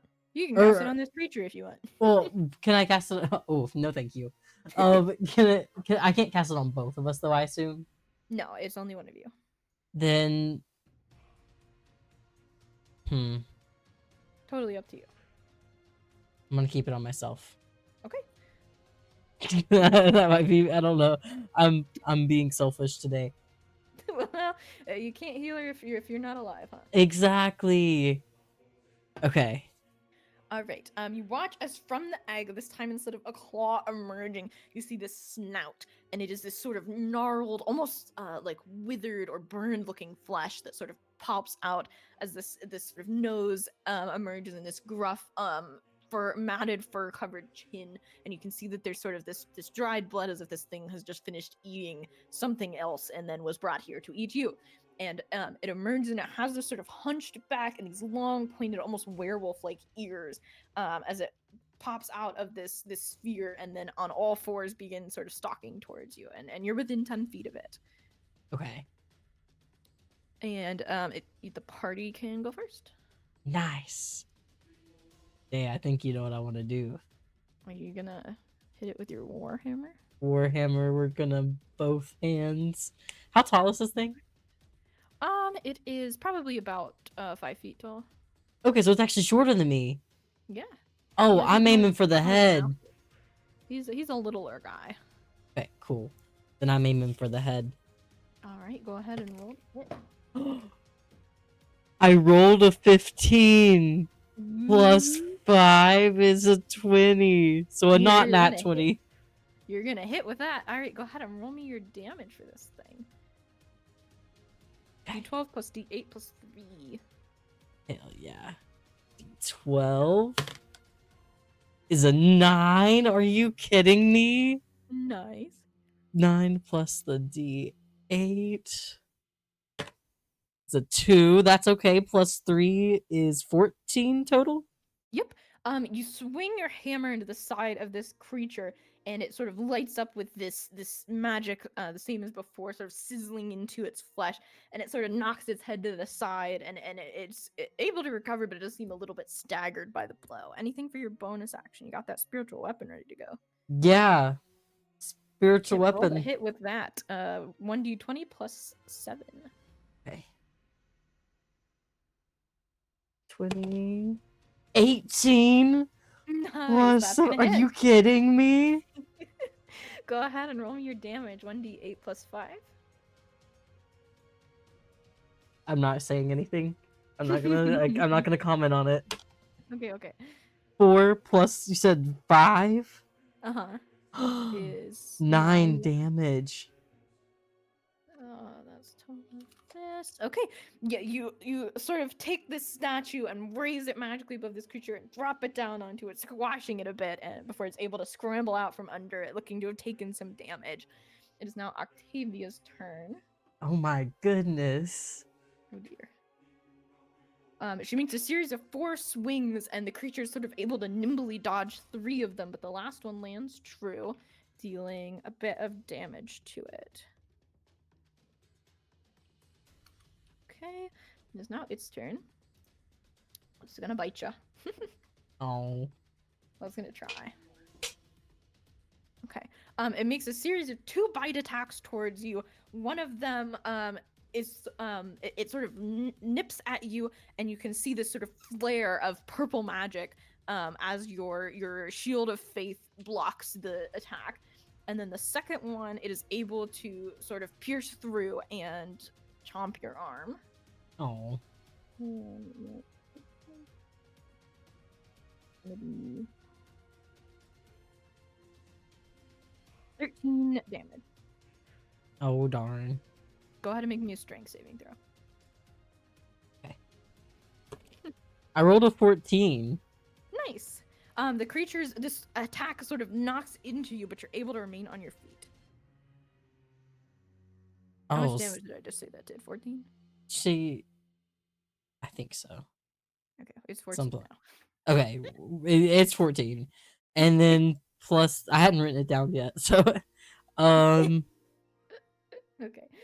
Plus I still have 5 It's going to lunge over and bite Octavia.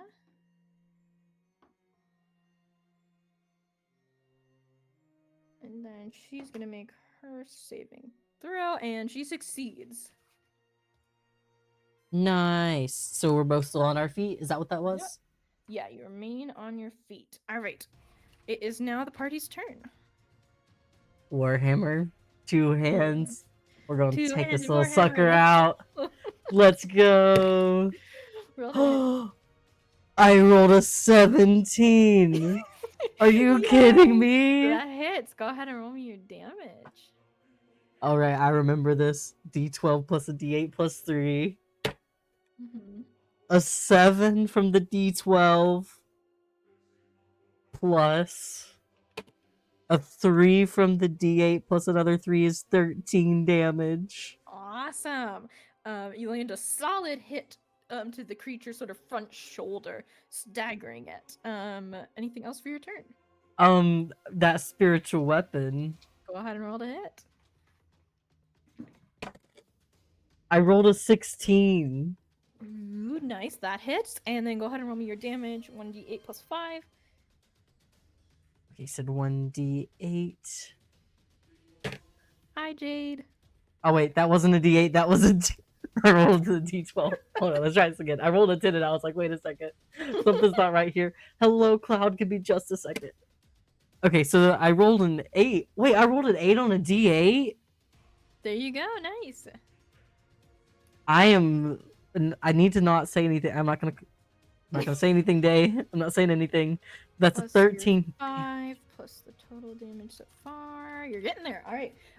You drop this statue of Ember down on this creature again, and this time it seems to really stagger it as it sort of splits the skin on its hunched back. You can see sort of red blood oozing into its fur. It is Whoa. now Octavia's turn. And she throws 2 daggers at it from where she's sort of been pushed backwards. Hydrate or Deal dihydrate. some damage to it. Thank you for the hydrate, Jade. Yippee. Alright. It is now its turn. It's gonna bite ya.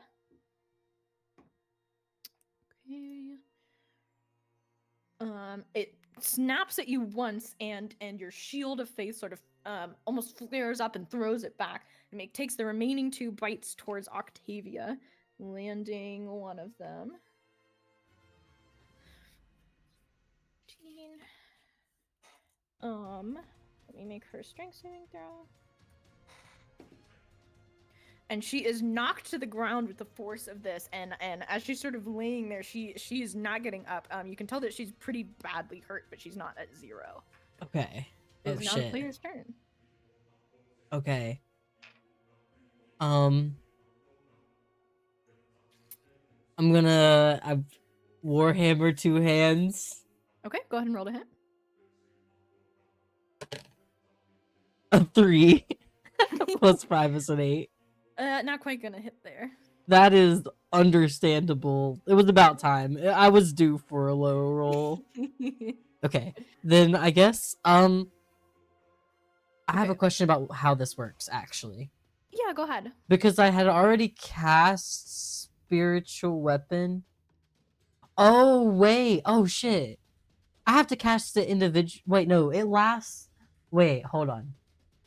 I'm confused at how it works. For a minute, whether you use it or not. Okay. So is it still working or is it? Yep, it's still up. I'm keeping track. Okay, thank you. So does it happen kind of automatically? Or you have to use your bonus action to move it, basically. Okay, yes, that's what I'm trying to ask, I think. Yes. Okay.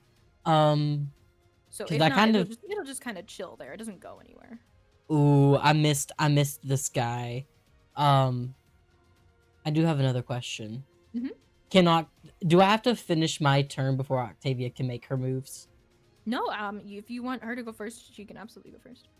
Like before I take my bonus action? Yep, yeah, just remind me to come back to your bonus action. Okay, because my thought process is I want to see if she can take him. I don't know how bad is this guy looking? Let me check. He's looking pretty beat up. I think I want Octavia to take her action first. I don't know what her bonus action is, but I want her to take her action first before I make my bonus action. Okay. Yeah, so she uses half her movement to stand, and she's gonna make a series of attacks against. All right, because she was down. I forgot.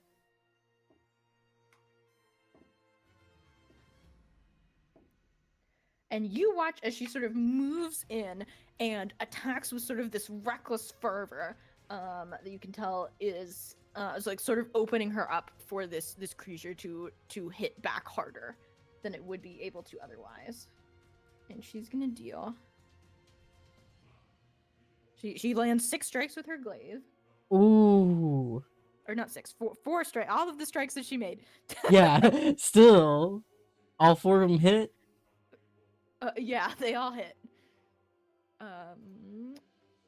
And this thing looks like it is on death's door.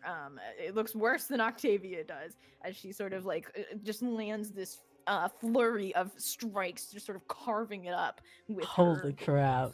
Okay, I think honestly I don't know if it really mattered for her to make her move first because I might have still done this anyways, but I wanna is it healing word? Is that what I want to do for her? Yep, healing word is a bonus action. It is 1d4 plus your spellcasting modifier, so 1d4 plus 5. Okay, hold on, give me just a second. I'm gonna write this down. Mhm. Healing word. And I'm so sorry, you said it's what again? 1d4 plus 5. Okay, 1d plus 5. Creeper, oh no. Aw, man. All right, D4. Tick tock, tick tock. Oh, goodness. Okay, I rolled a 2. So that is 7 total? Yeah, so she regains 7 hit points. Okay. She's looking a little better. Like, she's not going to tip over immediately. Okay. Does she get bonus actions too? I don't know. I'm looking. So far, she's only been taking actions. She's a reaction, which is kind of fun. Ooh. I don't think... Is that a bonus action? I don't think that matters. I think she would have had to cast that first. Gotcha. She's not going to do anything. Well, she could kick it, I guess. She takes a sort of a swing at it with her foot and misses. Oh, darn. I know. That's okay. It is now the creature's turn. He is going to... Does the creature get disadvantage at some point? I don't know how it what do you works. Like, as it gets more hurt? Not usually. There's definitely some situations in which things would, or things might get weaker as they get, like they're where they do less damage as they get more hurt. But typically, most things are gonna be fighting about the same until they go down. And Okay. yeah, this is one of those. Okay, sounds good. I was just curious how it works. He's gonna make 2 bites against Octavia, and both are gonna hit. No. Snaps at you, and again your sort of shield flares up and is able to protect you from it. Oh, right. That's how he keeps hitting Octavia, not me.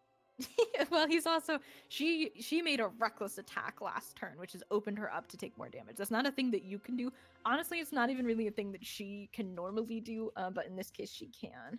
Gotcha. Okay, that makes sense. So she dealt more damage, but is also going to take more damage. Oh, okay. I see. That makes sense. Oh, wait. I rolled the wrong dice. That's okay.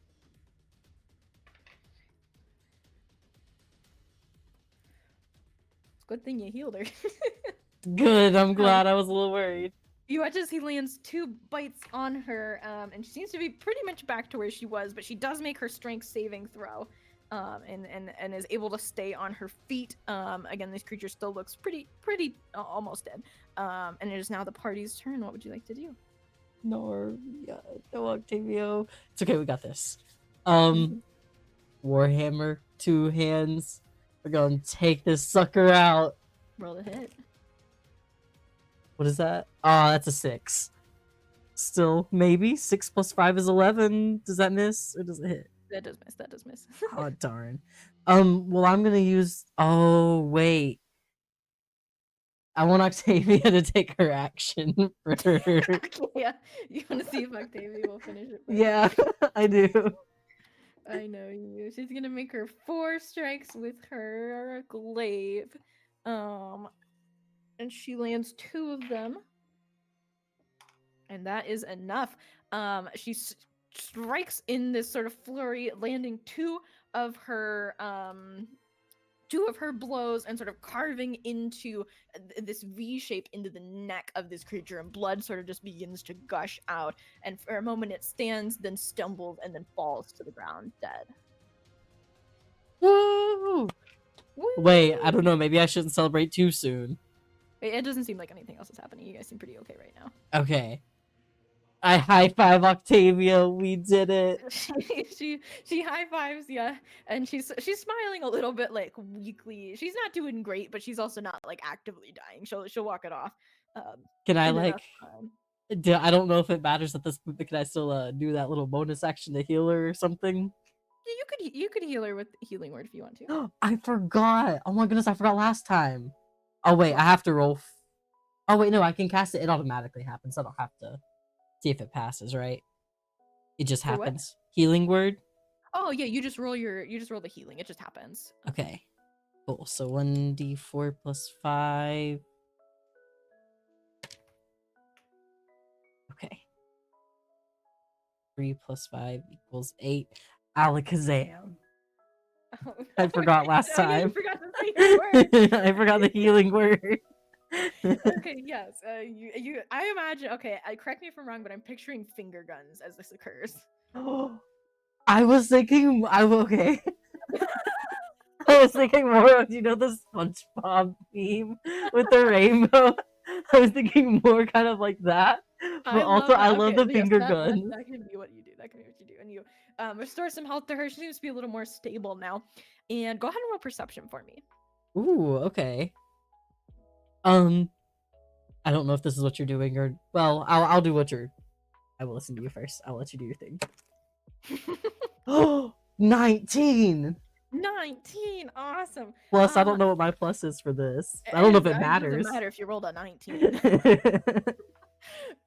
You sort of notice just as without even really looking for it, just kind of as you're standing here, you realize that the char on the wall that was in the shape of this woman is gone now, and that you also see sort of the door has reappeared. It's no longer sealed, and it seems that you could go back into the temple kind of the way that you came now. Yay, that was my question. Is this the door back? Uh-huh. Or is there a new door? Oh, it's Okay. back. Nice. Okay. And you sort of take in the room, you take in this carnage of this I can actually send you the picture of the creatures now. I didn't want you, I was worried you might recognize one of them, so I didn't want to send it. Valid. Okay. But I will send along what you just fought on. I'm sending it on Discord. I hope that's okay. Yeah, that's fine. I know that's not what we're calling it right now, but No, that's fine. I could still. I think the text part was still working. It was just the. okay.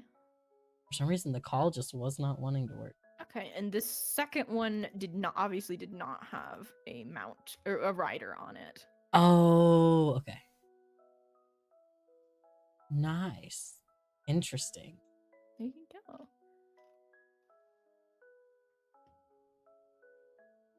Let's. Got some guys. Got some guys indeed. Do you recognize either of those? Do you know what either of those are? I don't. I only saw the name of the one because you put it in the chat. I Yeah, have the no warg. I clue. did. Well, yeah, because Jade asked what it was, and I didn't want to redescribe. I didn't want to like interrupt to redescribe it, so I thought that they could just Google it. That's perfect. Warg with no rider. Plus, I buffed him a little bit because he's a challenge rating of a half. I thought he was a challenge rating of 2, so I made him a challenge rating of 2. Okay, perfect.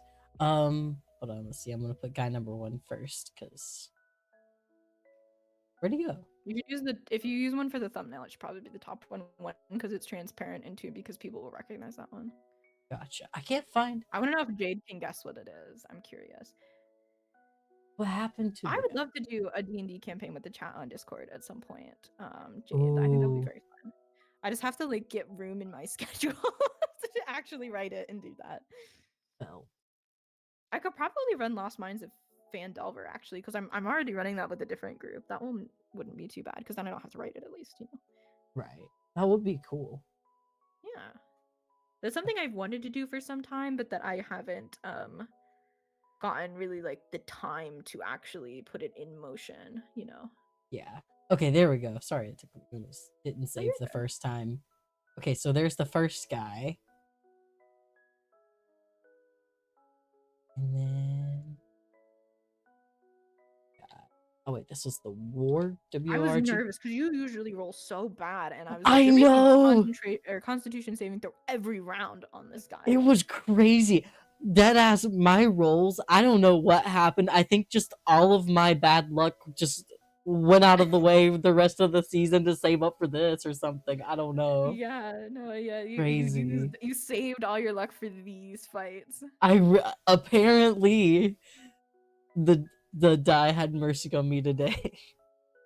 Yeah. Okay, that's guy number 2. Imora was The smiling rook. on you. That's the luck goddess in D&D. Yes, indeed. Aw. Okay, I'm gonna be honest with you. Mm-hmm. Now that we're at a good point, I might need a pause. Oh yeah, absolutely. If that's cool. Wait, I assume there's more, right? Oh yes. Okay, I thought so. Then maybe we could take a pause real quick. That's Yeah, cool. sounds good. Let's take a quick little break here.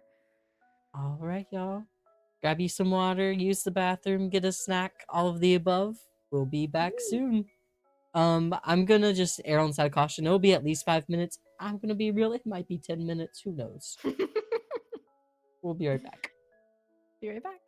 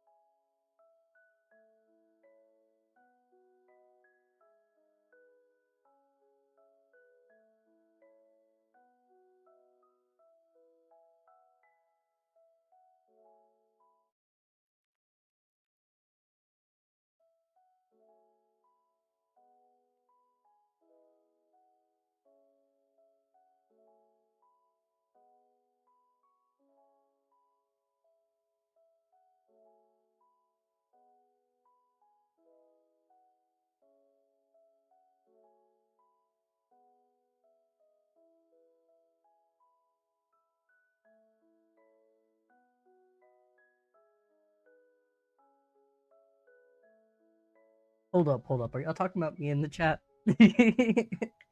I do not know much at all about D&D. Also, can I unmute today?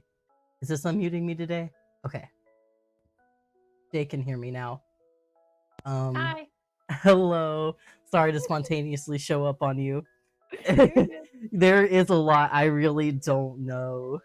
Oh my gosh, yeah. You know most of your abilities by this point. You still don't know your background. Yeah. Well, and whether I technically know them, whether I actually remember, whether Caleb remembers or not's another story. I mean, that's just D&D though. Fair. I have a whole document. We're allowed to swear on your stream, right? Yeah. Oh my goodness. Yes, go for it. Okay. I have a document for my campaign that I play in that is simply titled "Oh fuck, oh shit," which is a list of abilities that I might want to use in an emergency that I might not remember I have. That is such a good idea. I'm hoping in between like this season and the next time we play, I'll get a little bit more like I want to familiarize myself more with the mechanics of it Yeah. and what things do and like different spells and stuff. You really, other than like not using your spells very often, you pretty much have the mechanics down. Like you're really picked it up pretty quick. Thank you. Sorry. You're good. Okay, sorry y'all. For context, I got a cinnamon roll. I am trying to secretly eat Snacks. snacks. I Way hope to y'all got enjoy snacks cinnamon too. roll. I actually really don't like cinnamon rolls, but I'm happy for you. Oh no, wait, do you not like cinnamon? Thank you for paying your Not taxes, Jade. I don't like cinnamon is fine. I don't love it though, and I don't. They're sticky to touch, which makes me not like them very much. And then the taste is just okay. So. Hey, We're getting rickrolled right now.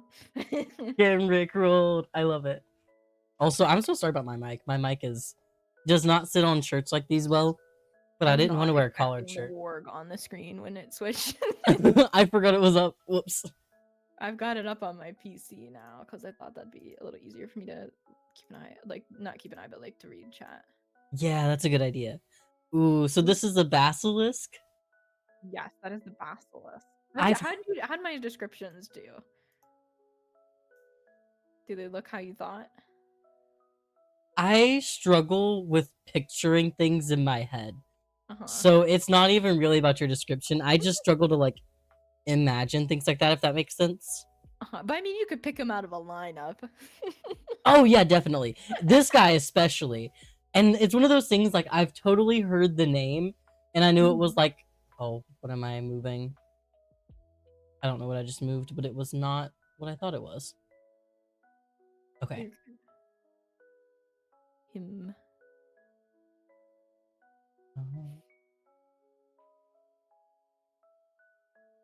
Screen. Okay, so whatever it is, I fix it. Okay. Sorry, I forgot. You're good. You're good. We were just talking about the basilisk, and do you know what it does? Yes, I knew it was a big scary thing. Sorry, it was covering up the names and it was covering up part of chat, so it was bugging me and I couldn't focus on anything else. Oh, that's okay. Oh, so I've heard of it. I don't even know if I could have told you it was specifically a D&D thing. But I knew it was a big scary thing, but I would not have like necessarily pictured. I wouldn't have recognized it based off of the image. Yeah. If you would have showed it to me. And even then, like, does it have specific abilities or something? Oh yeah. Oh yeah. It is its ability. So you're making con saves the whole combat basically. If you can see it and it can see you, you have to make a con save, and if you fail one, you are restrained. If you fail two, you are turned to stone. Is that why Octavia was trying to get behind it? No, it was more of a coincidence than anything because I didn't want to be rolling con saves for both of you. I did intentionally put her behind it so that she would not also be rolling them, because if you were getting turned to stone, I wanted her to be able to intervene and not literally also be stone. So no, that makes perfect sense. Okay. yeah, I was intentionally keeping her out of its line of sight, but she wasn't intentionally staying out of its line of sight. Like that was me. Oh, okay. That makes sense. Okay. Yeah. Also, yes, they look yummy. Yeah, he's not the colors that you would expect, but he's got good colors. Yeah, And then he's like picture not. that, but like you just bash him and it's just like this deep teal color, you know? Yeah, that was really cool. I did like your descriptions of that. Thank you. I do You made specifically it up. remember that. I love it. I appreciate it. That's amazing. I do have a question. Yeah, of course. Ooh, I don't know if this is spoilers actually. Let me know if this is gonna potentially spoil anything. Okay, okay. Go ahead and ask. Do you know about how much longer we're looking at? Like, Probably about 15 more minutes. okay, cool. I didn't know if the time frame would spoil it. Yeah, we're good. We've just got the little wrap up bit here to do. Okay. Oh, I'm so sorry. Oh, I probably could have waited. Oh no, you're good. Well, I don't know exactly how long it's gonna be. I mean, feasibly there could be more combat after this, but that depends on Oh you. So. shit. Well, I may surprise you. You never I know. know. I'm always ready. Cool. I know. There's a TikTok I saw recently that went not that I'm calling you stupid, but it does very much encapsulate the D&D DM, experience, which is if any part of your plan hinges on, well, no one could be that stupid. Be prepared for them to immediately prove you wrong. So No, it's I less feel no one that. could be that stupid and more no one would do that. No, I know what you mean, and yes, the thing is I would do that. Yeah, like, well, he's not gonna do this. Like, that's immediately what you're.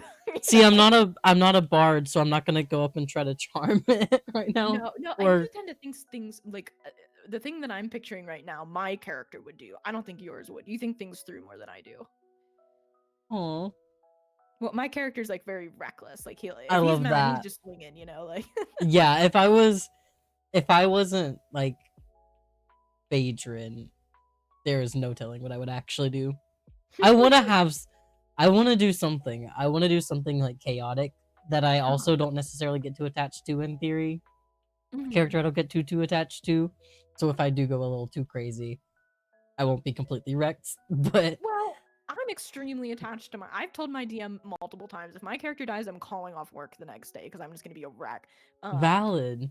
And I still like my shining moment was we came out of this like magical portal basically that we got kidnapped through by the enemy, and we come out and we work for this agency. We're basically like part of the town guard almost, and Mhm. other people in the town guard come up to us that we don't know personally because it's a big organization, and they're like, where were you? You've been gone for like hours. And we're like trying to explain to them. This guy's like, oh, like you were on drugs. And we just came out of this very grueling experience where like multiple of us almost died. We've been gone for like 8 hours. I'm out of spell slots, and I just punch this superior officer in the face in front of 14 other guards. It was glorious. I got arrested so fast. I love that though.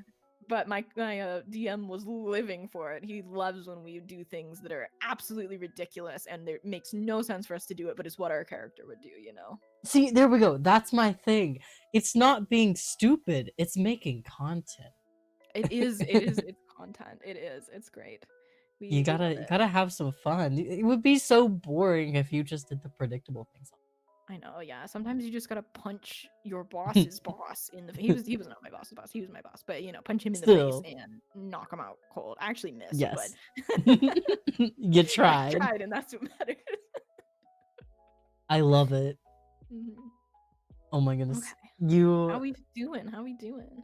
Well, apparently Jade once seduced a living door as a bard, and their dad burst out laughing. I love it. Yeah, it happens sometimes. I don't know. And every DM handles seductions differently, but I will make you role play it out in graphic detail. That's how I handle those things. Oh no. Okay. Mhm. Good to Yeah, know. just so you know, we don't do fade to blacks here. We're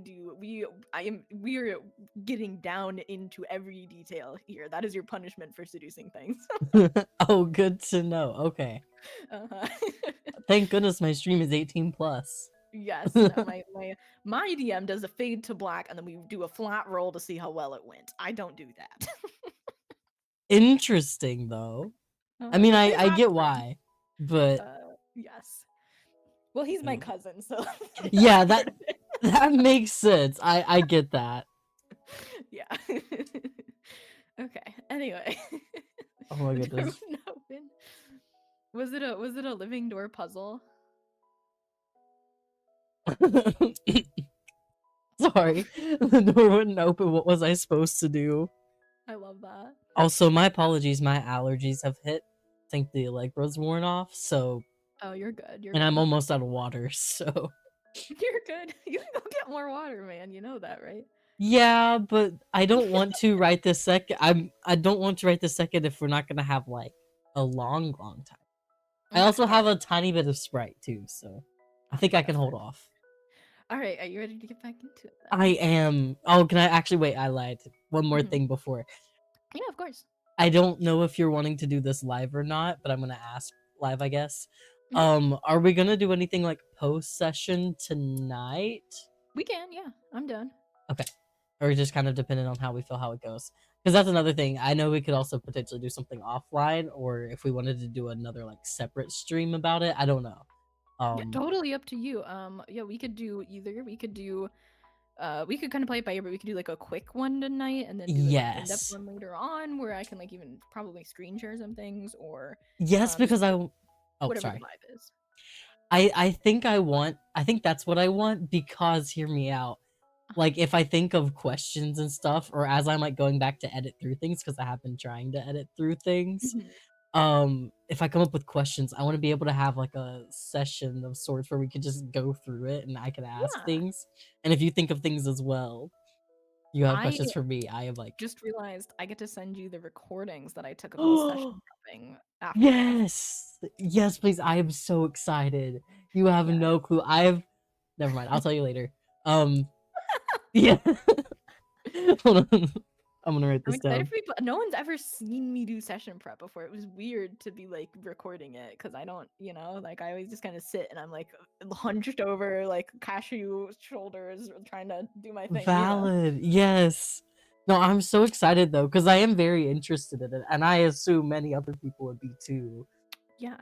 So So, yes. yeah. Okay. I wanted to ask that first because I assumed that like the session itself might only be 15 minutes, but I was Mhm. thinking about it. I was like, we aren't gonna be done. Yeah. No, I can So run you through it. perfect. So probably after I might stop and get some. Yes. Okay. How we feeling? I'm nervous and excited, Mhm. and I assume you're gonna fill me in on where we left off because I kind of forgot. Yes. Mini recap. I was just getting ready for it. So, Perfect. Thank you. you went into the ritual room. The ritual began. After Octavia was doing some things, some time passed. These purple flames that she was throwing things into sort of shot up and burned onto the wall the shape of what you can assume to be her goddess. You then sort of like had this moment where you locked eyes, and it seemed like something in her sort of shifted, and she basically tackled you out of the way of a very large piece of falling rock that she seemed to sort of predict was going to fall on you. She definitely seemed to be running towards you before it was falling. Um, then from the rock, that seemed to make her goddess kind of mad. And from the rock came several creatures that seemed to be some sort of test for the two of you. And after you defeated them, the door to the ritual room opened up again, and is on the other side is that sort of altar room which you long rested in previously. So you're now kind of standing. You've had this little high five of victory as your spiritual weapon dissipates. Your shield of faith is going down now, and you're kind of standing in this ritual room, surrounded by this carnage, this blue and red blood all around, splattering both of you. These chips of obsidian from where this massive purple stone fell, and you've noticed that the char on the wall is gone now. Sorry, I forgot to mute my mic on stream. Ooh, fun. Hmm. All right. I guess should we? Is there loot? I didn't even think about that. Say again. Is there loot? Oh, you can look around if you'd like to. Yes, I want to look around for loot. Or is there Yeah. anything? Go ahead and roll investigation. Yes. Dice, please. Oh, day What did you get? 20. A natural 20. All right. So as you're looking around, you feel that the presence of this goddess has sort of left this room. So what you can see right now is at the front of the room there is that sort of warped, almost exploded and then re-solidified gold chalice, which you think is pretty valuable. Um, Scattered across the floor are bits of obsidian, some of which are large enough to make daggers, other of which you think could be embedded into other weapons or even used to make arrowheads if you were to collect them. You also see that this purple sphere that has sort of shattered, several large pieces of it are on the ground, and they're sort of glinting at you. You think you might be able to sell those. Ooh, okay. I mean, of course I want to. Well, can you like? I'm so sorry. Can you run me through it one more time, just to Mhm. make sure? Yeah, so the simple version is you have this golden chalice towards the front of the room, which although warped is solid gold and you would be able to sell that. There's bits of obsidian that you think you could have some made into daggers, some embedded in your other weapons, and probably some made into arrowheads. And then this purple sphere that sort of almost crushed you. Bits of that have broken off. Some are quite large, and they seem to be. You think that they would be you'd be able to sell some. Okay. Sorry, I didn't write it down, so I Oh, was. you're good. Okay. Um. Hmm. I mean, I. Is it safe? It's safe to assume I could take the stuff, right? At this point. Yeah, you feel that like the presence of her goddess has sort of left now that the monsters have been defeated. Okay. Okay. Then I want to take all of it. All right, yeah, you take all of it. Go ahead and mark it somewhere. Yes. Perfect. My character sheet, I don't know how it works, if there's a limit or not, but it looks like it's limited on my stuff, so I wrote it down on my physical Okay, one. yeah, there's different spots that you can put more things like on other pages, but yeah, just Oh, perfect. Okay. yeah, I'll do that later. Oh, I see there's a treasure option. there Would that be a is yeah, there's place? a treasure area on one of the Cool. pages. I might update this later. Actually, I'll definitely need to update it before our next session. So, Yeah. okay. Um, hmm. Okay. Can I get a vibe check on Octavia? Go ahead and roll insight for me. Is that okay? Is that a thing I can do? Oh yeah, absolutely. Okay. I want to see how she's feeling. I'm very curious. I rolled a 19 Okay, and that's a pretty good roll. And then you have your +7 as well. So as you look at Octavia, you can tell that she's sort of watching you go around and looting things. And she is definitely 100% debating on whether or not to tell you something right now. Like you can tell that she's like almost waiting for you to be done. And she's like, I'll tell him when he's done. Kind of vibes from her. okay, okay. Then I'm glad because this might change how I approach things a little bit. Okay. Okay, so I described everything. I'm like have my arms stuffed to the brims, I assume, with all the things. I'm not even Yeah, gonna put yeah. it in You my sort of bag yet. you can put him in your bag if you No, no, no, want, no, but you no. can also just No, I'm not going to. I'm setting the scene for you. Are you ready? Oh yes, yes, yes. So Please I go have all the things. I just imagine my arms are just like stuffed and I'm just like waddling over to Octavia with our loot, like, look at all this stuff I found. and she sort of smiles at you and she holds the bag open so you can put your things in it more easily. Thank you, thank you. You're There we go, I'll put welcome. it in. Alright. So, how's So, it going? I don't think my goddess is too happy with me. Maybe not. Um, should I check to see how my memory is? This is me asking like outside of You character. can if you want to. You don't Okay. have to. Not telling Octavia this. I wanna test my memory. Okay. Go ahead and roll insight on yourself. Okay. Insight on myself. A 6. Okay. Okay, +7 is pretty good. Okay. You don't feel like you remember more than you did before. You feel that that your basically your memory has not been restored. Shit. Mhm. Hmm. I don't know how I feel about this. Mhm. Okay. Well, And um, Octavia's kind of like shifting from foot to foot a little bit and just kind of almost waiting for you to say something. okay. So, Mhm. what happened? What happened back there? Mhm. Well, uh, listen. Okay. Don't hit me until I'm done talking. Promise? I promise. Okay. I wasn't really bringing you here to restore your memory. I was, Why did you bring me here? I kind of, well, you remember? You don't remember. But basically, you came up and you were all chummy and friendly with me, and then all of a sudden you start poking into all my business and asking about my goddess and asking about, oh, do I know anything about these disappearances? Which, like, of course I do, but you don't need to know that. And then you kind of, so I had to wipe your memory. You were getting suspicious. So you wiped my memory. I might have wiped your memory, okay, but I had to. Why? Because you What? were catching on Catching on to what? that I wasn't really leading you here to show you what you wanted to investigate. But what was I catching on to before? I mean, I guess you're not gonna tell me, huh? Well, so you came here from your little fairy place, and she sort of gestures vaguely, and you can tell she's talking about the place you lived in before with the other Eladrin. And you were, investigating about the disappearances, and and they were.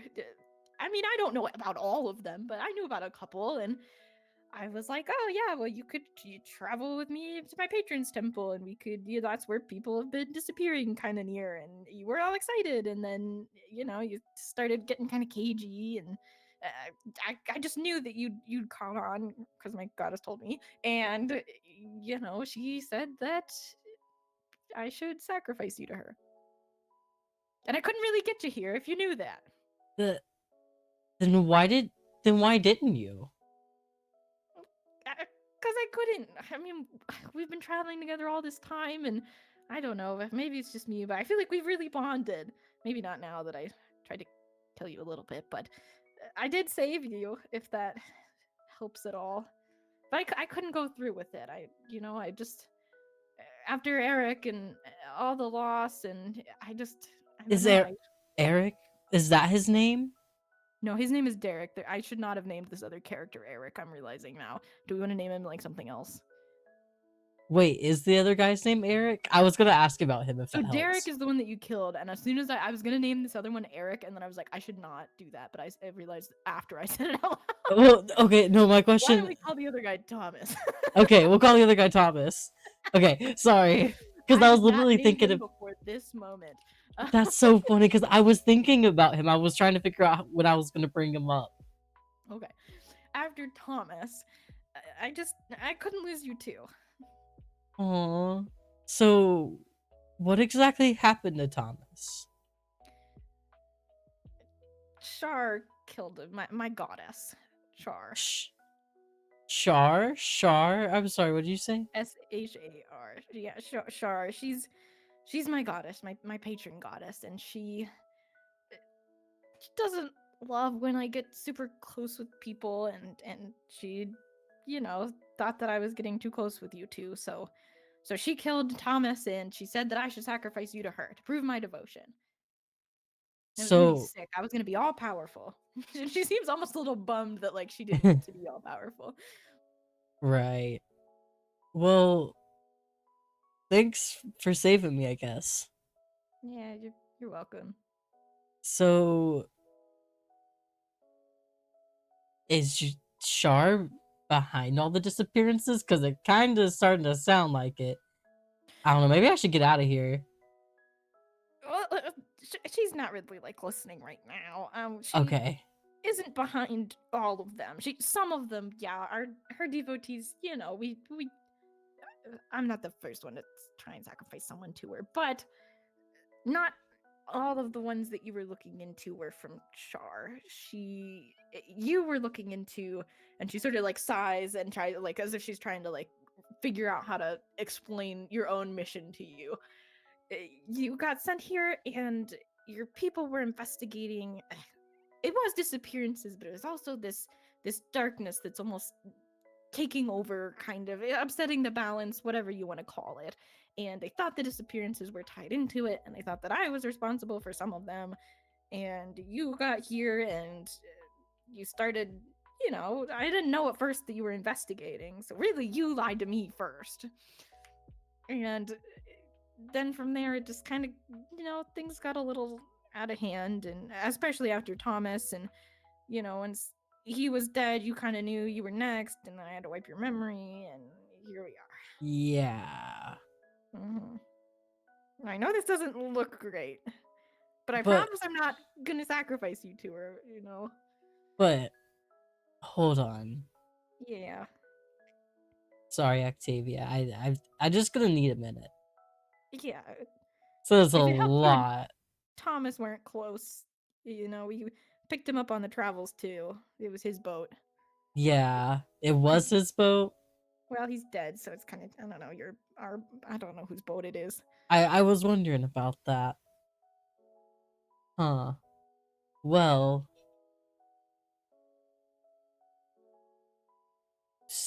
okay, so now I have a question, like Yeah. Lopez question. Mhm. Did that like restore my memory basically? Nope, you do not have your memories back. You know what, um, Okay. you know what Octavia's told you, but you don't actually have your memories back. Okay. I Can I ask my dear God for guidance? Yeah, go for it. What do you want to think to him? Dear maimed God, what do I make of all of this? How should I feel about this? Um, you kind of get back this sort of vibe that he is here and he is sort of watching over you at the moment, but that this is sort of your decision to make. Huh. I don't know. But also I don't really remember much where to go from here. Well, I could try and at least take you back where I found you. Yeah, I mean, I guess. But Although what do I tell them? I don't know, and I don't know how much you're gonna want to travel with me after this, but I can take you back Yeah, where I got you. It's not where you came from exactly, but I think you could get back from there. okay. I guess. I don't know. I mean, I guess I don't really have much of a choice, huh? We could sleep on it. And she kind of gestures Yeah, towards the altar room. yeah, let's get out of here. Yeah, yeah. Well, I guess I'll lead the way this time. It's probably for the best. Yeah. Okay. Should we head on like out of the temple altogether? You can if you want to. Yeah. Well, is there anything more through the temple? Like, or will we just be No, basically leaving you'll back just out? we'll just speed run it. I'll just say you make your way out, basically. Okay, because I assume at this point we're already in. Yeah, you killed everything on your way in. Yeah. Okay. Then let's make our way out of here. Don't feel so well. All right, yeah, I'll follow you. All right. And the two of you make your way back through the temple. You wind your way through without really running into any other issues, and you make it out basically to the path of gold coins that leads up to the main doors of the temple. Okay. Well, is there a good place we can set up camp for the night, or I don't know how Yeah, long you would it could take make us to get it back to back the inn? to you could make it back to your last campsite before dark pretty easily. It's not too far into the mountains from here. Yeah, let's go back there. Okay. So the two of you head back into the mountains, and as you're making your way back out of the temple and back across this path of gold coins, back past the altar room, it all somehow feels less grand than it did before. Like this almost illusion of grandeur has been knocked out of it, and it really, even the path doesn't feel as long or as impressive. The altar room seems almost smaller, and you make your way back into the hills, and you're able to set up camp for the night. Awesome. Can I? Oh wait, there's no more of my journal to interpret, is there? There That is was no, it. you've reached the end of your journal. You could write in it if you wanted to, though. Yeah, let's write in our journal. All right. Are you just writing like the tale of your adventures so far? Yeah. Right.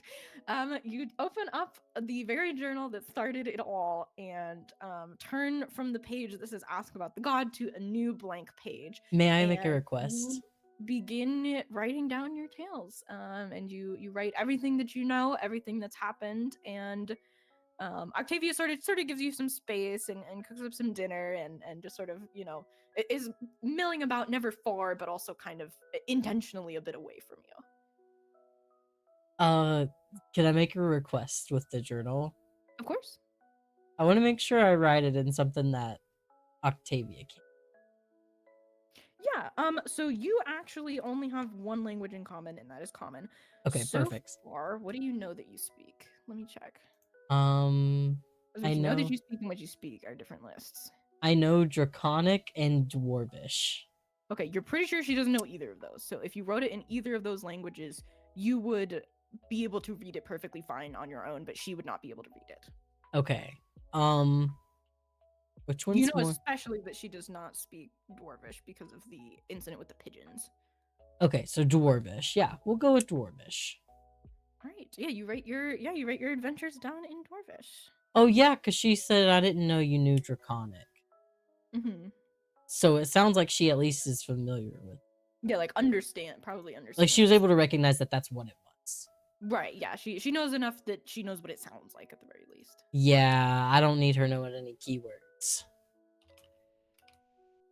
Okay, then yeah, I'm gonna write down our tales in Dwarvish. And I guess also like take a long rest, I assume. Yeah, you guys can go ahead and take a long rest. You are welcome to reset your character sheet back to like full health. You get all your spell slots back, all of your uses of War Priest come back, Nice. Channel Divinities, that kind of thing. All right. And just give me 1 second here. Oh no, you're all good. I'm also resetting your character sheet. Perfect, thank you. All right. So you fall asleep at your campsite after writing in your journal, and again, Octavia, she doesn't usually sit up super close to you, but she does set up her bedroll a little bit further than normal, kind of on the other side of the fire from you. You're still a little conflicted, not really sure how to feel as you're sort of setting back out with Octavia into the wilderness again, to follow her along. And but you're able to fall asleep. And when you wake, you find yourself back in this sparkling, misty plain from before. I was wondering. Oh, And Ember is sort of dancing about and seems to be almost excited to visit back home where you got them from. yay, Um, and they're Ender. sort of dancing and spinning around you, and you can see the silvery cord extending behind you to again this pool that you can see yourself as you peer down through. And this time, instead of this trek, instead of seeing any creatures or anything, as you sort of turn back from the pool, you see your god standing before you, sort of towering over you a bit. And he sort of stands with his left hand resting on his hip and his right wrist just sort of dangling down. Okay.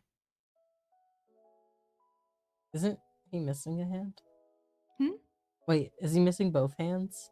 No, he's just missing his right hand. Okay. I might have said that Sorry. backwards. Sorry, I don't know why my head stuck with that, but okay. No, you're good. You're good. I might have reversed his hands, but yeah, No, he's it's missing good. the same one as usual. Okay, cool. Well, couldn't remember if it was one or both. Okay. Hi. Thank you for everything. And he gives a nod to you and says, "You did well." Thank you. Um, is there anything I can do to repay you? And that almost seems to like amuse him in the way that like when a parent is sort of watching a child do like try and make breakfast or something, you know. And he sort of gives this little smile and says, "In time. Is there anything you'd like to ask me?" um, where is there any way I can restore my memory? Restore your memory. Yes, I'll see what I can do. Okay, thank you. Of course. And you may call me Tyr. Thank you. Thank you. Tier, like Tear. Tyr. Oh, Tyr. Ooh, but Mm-hmm. pronounced like that? Yep, Okay. pronounced Tyr. Well, thank you, Tier. And he gives another nod, um, and sort of like smiles down at you and says, "Walk with me." Okay. And you sort of almost seem to like float beside him. You are walking, but you're moving without expending any effort. It's as if it takes no energy to walk alongside him through this plane. And as you walk outwards towards where the swirling colors begin, you can see that the life of this place are they seem very interested in the two of you, but they're also keeping their distance, so that they know that he poses a much greater threat than you do alone. And like they're not really going to interfere with this. And as you're walking, the colors get brighter and brighter and begin to swirl less before your eyes and more Oh no, you cut moment you're out. walking, and then next you're sort of blurring into these flashes of memory. And you're like watching yourself grow up in this beautiful forest area, with these sorts of tree houses and beautiful forest springs that have been converted into these delicate fountains. You remember this sort of childhood of just art and laughter and music, and it just comes in these flashes that they almost feel like punches to the gut. They're just so sudden, so jarring. It's almost unpleasant, even though the memories that you're recalling are of this beautiful life. And you specifically can recall growing up in service of this temple of faith, in service to Tyr himself, the god of justice and law. And you remember sort of always being taught to uphold this balance in the world that comes with this god. And you remember growing up as an acolyte in this temple. Amazing. And your vision slowly sort of fades back in, and you're standing like right at the edge of this silvery pool again.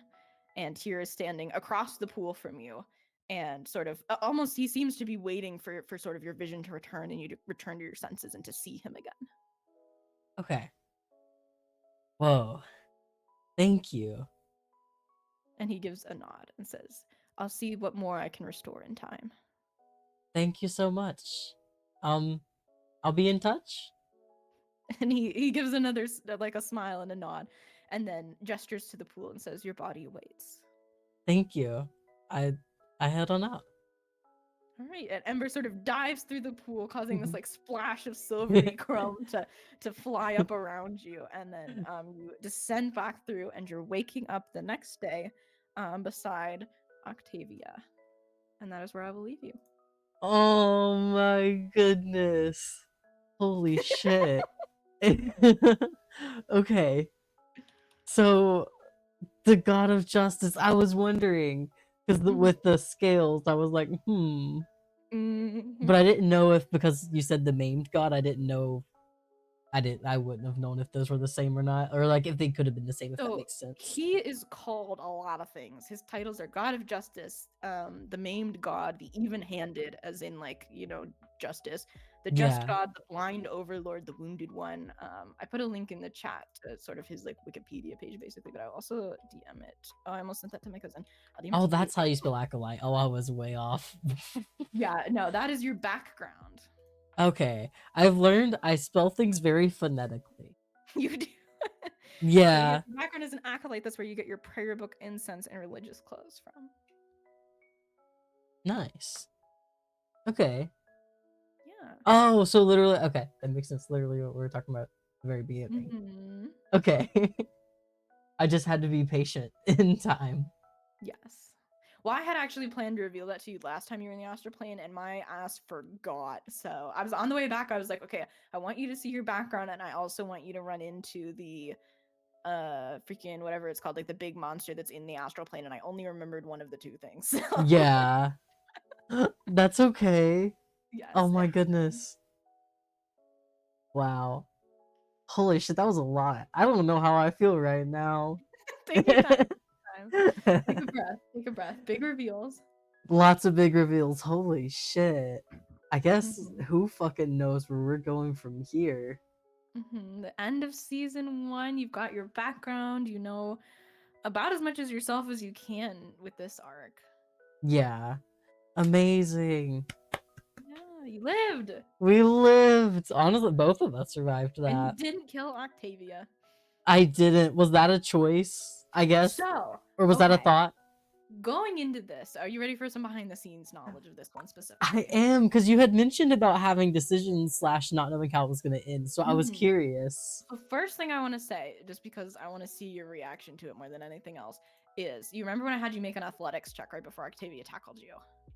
Yes. If you had succeeded, as in she rolled an 11 and you rolled like a 9, if you'd rolled higher than her, you would have been at an impasse where she sort of charges into you and you are successfully able to stop her from tackling you. You both would have been crushed by the marble that fell from the ceiling. Wait, really? Mhm. And from there probably would have been some honestly, I was probably gonna have you guys fight in the astral realm from there and then be restored to your bodies after having proven yourselves.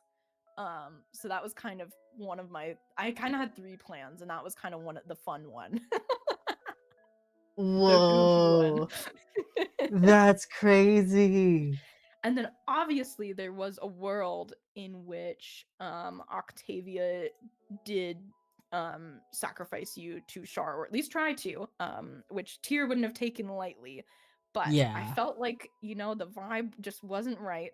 And like what everybody really needed was this change of heart that happens as she sort of has this moment with her goddess where she's connected with her and then turns around and realizes that what is this all for? Like I'm about to sacrifice my friend, and for what, Yeah, I was wondering. Okay. Mhm.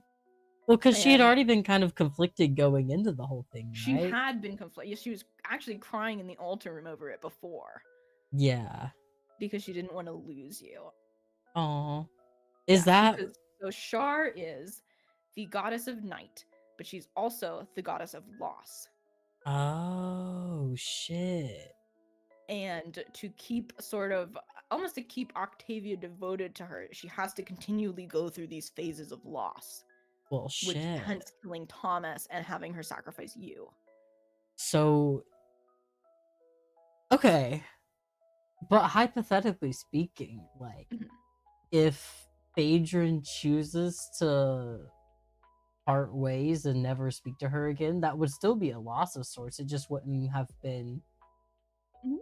a death. So would that still potentially count? Potentially. Or at the very least, maybe Char would still be getting what she wanted, right? In a way. Mhm. In a Interesting. way. Interesting. Hmm. Mhm. I guess really Octavia has some decisions to make at this point. I don't know. Yeah, I mean, by saving you, she basically turned her back on her god. Right. So, oh, I don't know if this is something I can know or not. Oh shit. My microphone. Go Sorry. ahead and ask. Um. So what was with the note from Derek? Oh, yeah, the note from Derek. So, I think it was Derek, right? yes, Derek caught wind of the journey to the temple where she was going to sacrifice you and did not think. So, Derek was not acting on Char's behalf by any means. He was, you're talking about the note that was you found on that monster that was from Derek, right? Yes. I think Okay, yes. yeah, that's what it was. That said, like, don't try not to kill Octavia, but don't let them pass. Yeah. I've been meaning to ask you this. I've been wanting to ask you this for so long. Did you catch that the note said, "Don't kill Octavia," and Octavia immediately told you repeatedly that Derek had sent the monsters to kill her, Wait. contradicting the note? Wait, say that again? So the note that the monster had said basically, "Don't kill Octavia, but stop her from reaching the temple." And when you asked Octavia about it, she said that the monsters were sent to kill her. No, I didn't catch that. I Oh said it in the shit. recap as well, so I wasn't sure. That recap where I mentioned it again and said that I think I said pretty explicitly actually that I don't know exactly when that was, but I said very explicitly, like one of the lines in the recap was that you killed these monsters, and they had a note that said, "Don't kill Octavia, but don't like stop her from doing what she's doing." And the next line was like, Octavia said that the monsters were sent by a fellow follower to kill her. No, And then I that missed session, that. you lied about the journal. So I thought you might have picked up on that and then decided to lie about the journal because you didn't trust her because she was lying about the monsters. I don't think I picked up on that. I don't think I picked up on that specifically. Uh-huh. However, I definitely didn't trust her either. Yeah, okay. So So I don't yeah, know. so the Derek had hired some monsters to stop her from reaching the temple because he thought basically what happened was what was going to happen. That either you would kill Octavia, like find Octavia out and kill her before she got there, or that she would get there and you would kind of defeat her in a way and like not actually be killed, and it would be sort of a slight to their goddess to have one of her followers like fail basically. So he was trying to take you out before you got to the temple. That way, she couldn't fail her mission because it never really happened, you know? Wait, what? Yeah, so he knew she was on a mission to take you to the temple and sacrifice you there. Yeah. And he was trying to prevent you either from killing her or her from getting you all the way to the temple, starting the ritual, and then failing it, which is what Okay. happened. So if she Oh. never made it to the temple, the ritual never gets started. It's less of a big deal that she didn't get you there, you know, because you still die either way if he kills you. Okay, so he was also then trying to kill me. Okay. Oh yeah, he was trying to kill you. Okay. Gotcha. Mhm. Yeah. Yeah. Interesting. Hmm. Okay. There was something else and I forgot. Oh. Oh. Is so is what happened to me basically like essentially what happened to Thomas? No. So Thomas was actually basically smited by Shar. Like Octavia was getting too close to you too, and was like basically coming out of. So the way that Shar works in this universe is she has to keep people in this state of, I'm gonna say desperation, where they are so deep within this loss, within this grief, that they have no choice but to continually turn to her and basically do whatever she says in hope of some reprieve from it. And Okay. she is, as a goddess, is sort of less like, a lot of grieving people pray to her, but they less get like released from their grief, and more they get this like numbness to it. So Hmm. she has to keep her goal is to keep Octavia in that state where she is like so basically so miserable that she would prefer apathy, and she's going to just continue doing what Shar says to keep herself there. So she was Gotcha. basically getting too happy with her new friends, and so Shar killed Thomas and was like, "All right, now you have to kill Phaedron, and like sacrifice him to me, and then I'll make you like super powerful and all that." Wait, so how exactly I think I missed it. How exactly did Octavia and us come about meeting with the whole mission of investigating? Or was So it you because I were was investigating? she wasn't super clear on it, but you were investigating um sort of an upset in the balance of like good and evil, and there were some disappearances that happened. That was kind of what you were sent to investigate, were these disappearances, and you were specifically kind of set to find Octavia and the other followers of this goddess and see if they were involved in those. So when you Okay. in your journal said that you found what you were looking for almost immediately, that was Octavia. Oh, okay, okay. Mhm. Um, and then but it wasn't what we expected or something like that, I No, think. so she was involved in, or well, like not her, but Shar was involved in some disappearances, but it isn't. You feel at least right now that it isn't part of the this upset of balance. Okay. Well, I actually had a question with the upset of balance because wasn't that what was it? The mines. And there was that because it was in the mines that there was that was it that box thing that we pulled out? I forgot about whatever it Mhm. was. Yeah, there was a box in the mines. Does that have to do with the balance of everything? Didn't that have to do with it? That might make a comeback. Oh shit! Because yeah, she took it. She still has it, Okay, do you want right? to know actually what I wrote for the ending if you kill Octavia? Yes. So there was a possibility where I did not have much planned for the actual process of the ritual and you finding out that she was trying to kill you basically. Yeah.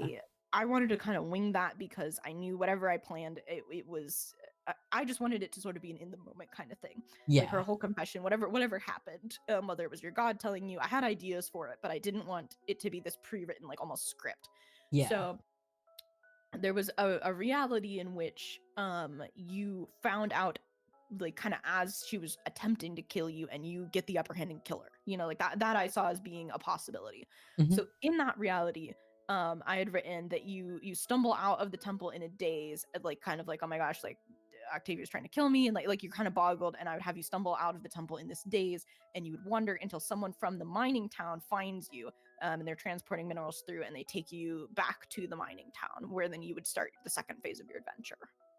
Oh, okay. And this was where I was like, I think I said in the recording, which you haven't seen yet, that I could not remember if this was in this campaign or another campaign, but I think there was a woman in the mining town with only one arm, and I was gonna have her be the one, but I couldn't remember if that was this campaign or my other campaign or both campaigns. So I was like, okay, we'll just be Oh, vague about it. that's fair. That makes sense. So Okay. I don't know still if the woman with the one arm was this campaign or the other campaign. Because I did pick up on that with the balance of everything with the mining tower, or like connecting it back to that. Yeah. So yeah, that was where I was gonna send you back to if you killed Octavia.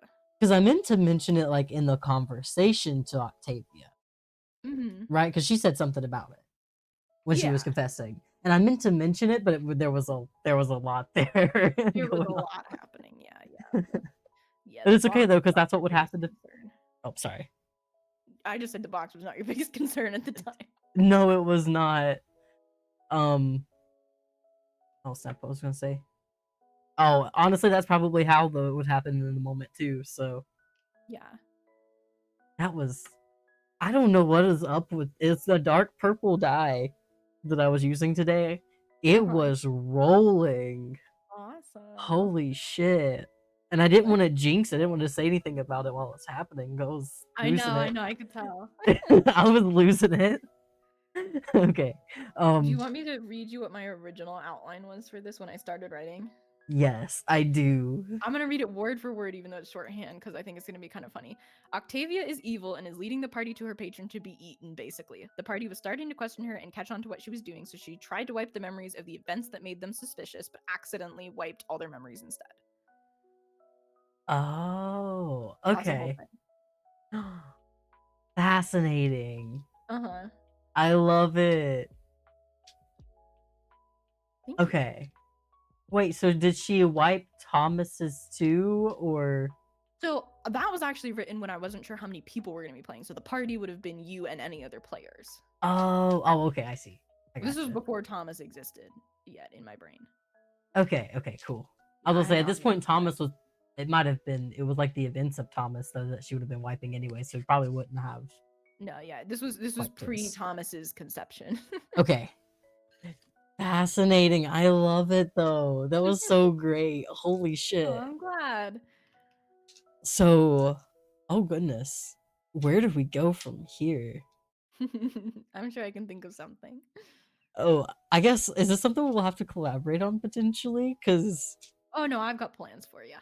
oh, you have plans? Okay. Yeah, well, you gotta figure out what the heck's going on with this unrest of balance. True. I didn't know if there was gonna be like, is Octavia staying or going kind of thing, or is it just assumed she's gonna leave at this point?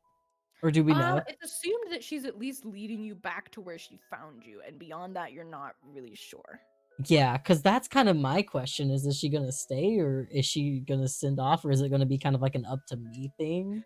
Well, it's gonna be a little bit before you get back there, so that you are gonna have some time to think about it. Okay, gotcha. Because I am curious. Yeah. Okay. Still processing it all. Your Holy first shit. D&D campaign. Look at you My first go. campaign and I didn't die. You didn't die. I don't think you even went down. Well, no, I didn't go down. Octavia did. Yeah. Well, and I failed the athletics check. That's what happened, right? Yes, so you were making opposing athletics checks, and she was rolling to tackle you, and you were rolling to not get tackled, basically. Got you. Okay. And she was actually tackling me to save me at that point. But you didn't know that, yeah. Exactly. Crazy. Okay. Mhm. That could have gone There was so. also one of my ideas for the final fight was that you fight the monsters and then they sort of leave. Octavia gets downed right at the end, which Mhm. almost did happen, but it did not work out. But where she gets down at the end and then you have a choice to make as whether or not you're going to save her, if you're just going to leave her for dead. But Fair. you didn't find out that she had betrayed you before the monster fight. No, So was that an option yeah. to find that out? Yeah, it was an idea more than an option. So Okay. this whole bit, and you'll see this in the recording, was basically um so most of it was the fight itself is not I'll just read it to you. So the party gets to the inner chamber. It's very stagnant, like it's been sealed away a long time. Octavia has Phaedron stand in the center of the room and begins laying out bones, organs, pouring blood, etc. It just gets worse until Phaedron intervenes, which I did not make it particularly bad because I knew you didn't want much gore. If he does Mhm. not intervene, Thank you. she tries to collect some of his blood, maybe tooth. I didn't end up using that, but it was a possibility. And then the only Mhm. line I have about like the discovery or anything is eventual fight between Phaedron and Octavia and monster, or fight between Phaedron and Octavia. Like Phaedron and Octavia as a group against a monster, or fight between Phaedron and Octavia, like as Yeah. enemies. That was Okay. it. That was it. Damn. Yeah, because I was thinking I could have tried more before the ritual. And You I could have tried more honestly, before the ritual. Yes, I I knew that that was a considered it. possibility. It was less of a plan and more of I know these are what the possibilities are, and I'm just going to play off of you towards where you actually what you end up learning and how this actually ends. Right. And kind of gauging off of, I guess, or predicting off of what I've Mhm. previously done. Yeah. Um, what was it? Oh, I ended up kind of relying more on talking to my god at that point than Yeah, that's what I uh do with my character a lot too. I'll head up my gods and I'll be like, "What the fuck is happening?" I mean, okay, in my defense, he literally told me to reach out and I'm in the middle No, of I a do that all the ritual. time. I'm like, I think I try now's the not to time. I don't bug mine very often because my cousin is malicious, and I know that if I am reaching out to them for little things, that they will not be there when I need them for a big thing. But your god's kind of chill. He is not only the god of law and justice, he's also lawful good as his alignment. So he Mhm. is not gonna lie to you. Oh, okay, cool. And that's But what you were meaning Shar is by like, I don't know what her alignment is. It's probably chaotic evil. that makes sense. So that's what So you were meaning by like my god specifically. I don't have to worry about oh that. yeah. Okay. And is that just kind She's of also like across the known as board? the Lady of Loss, which kind of goes hard. That's so interesting. Well, also She nice. doesn't I have love a that. specific alignment listed here, but oh well. It's not good. Yeah, not good. Clearly. Um, Oh my gosh, yeah. so Jade interesting. immediately knew who Shar was. I said Shar Yeah. in the chat is the night goddess that literally does whatever the fuck she wants. That's Shar. I'm like, yeah, that's Shar. I tried not to read too much into it too early. Yeah, that's valid. Yeah, that's the one. Oh, okay, I see. She is. Severe love hate relationship with Shar. What is she the goddess of currently? Because they go through like phases of things. Oh, really? Um, yeah. Well, there's some that like lose things that they're in charge of.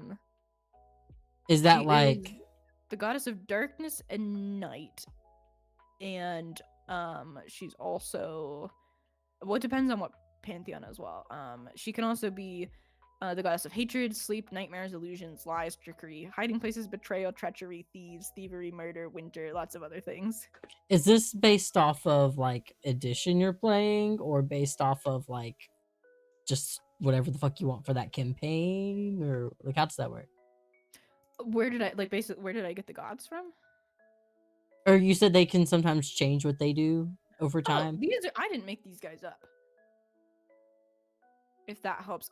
So Yeah, she but like um you said they change though? yeah, so they can be like changed on what they're in charge of. the best one example I can give is Cyric. So Okay. Cyric is a god who he was a mortal that rose to godhood after killing another god, basically. And Mhm. he sort of had a fall from greatness, and that was when he lost most of the things that he was in charge of to other gods, basically. And sort of the same with Shar, like she held the portfolios of other things before she lost those to other deities.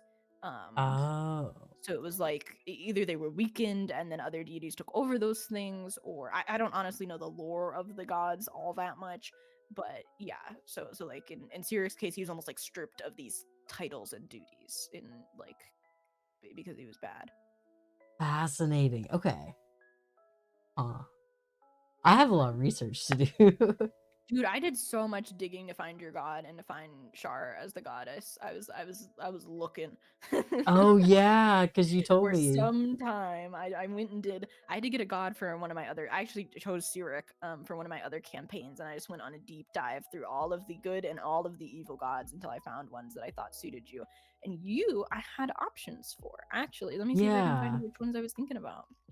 Yes. Also, don't mind me. I'm gonna eat some of my cinnamon roll. I just remembered to Yeah, have it.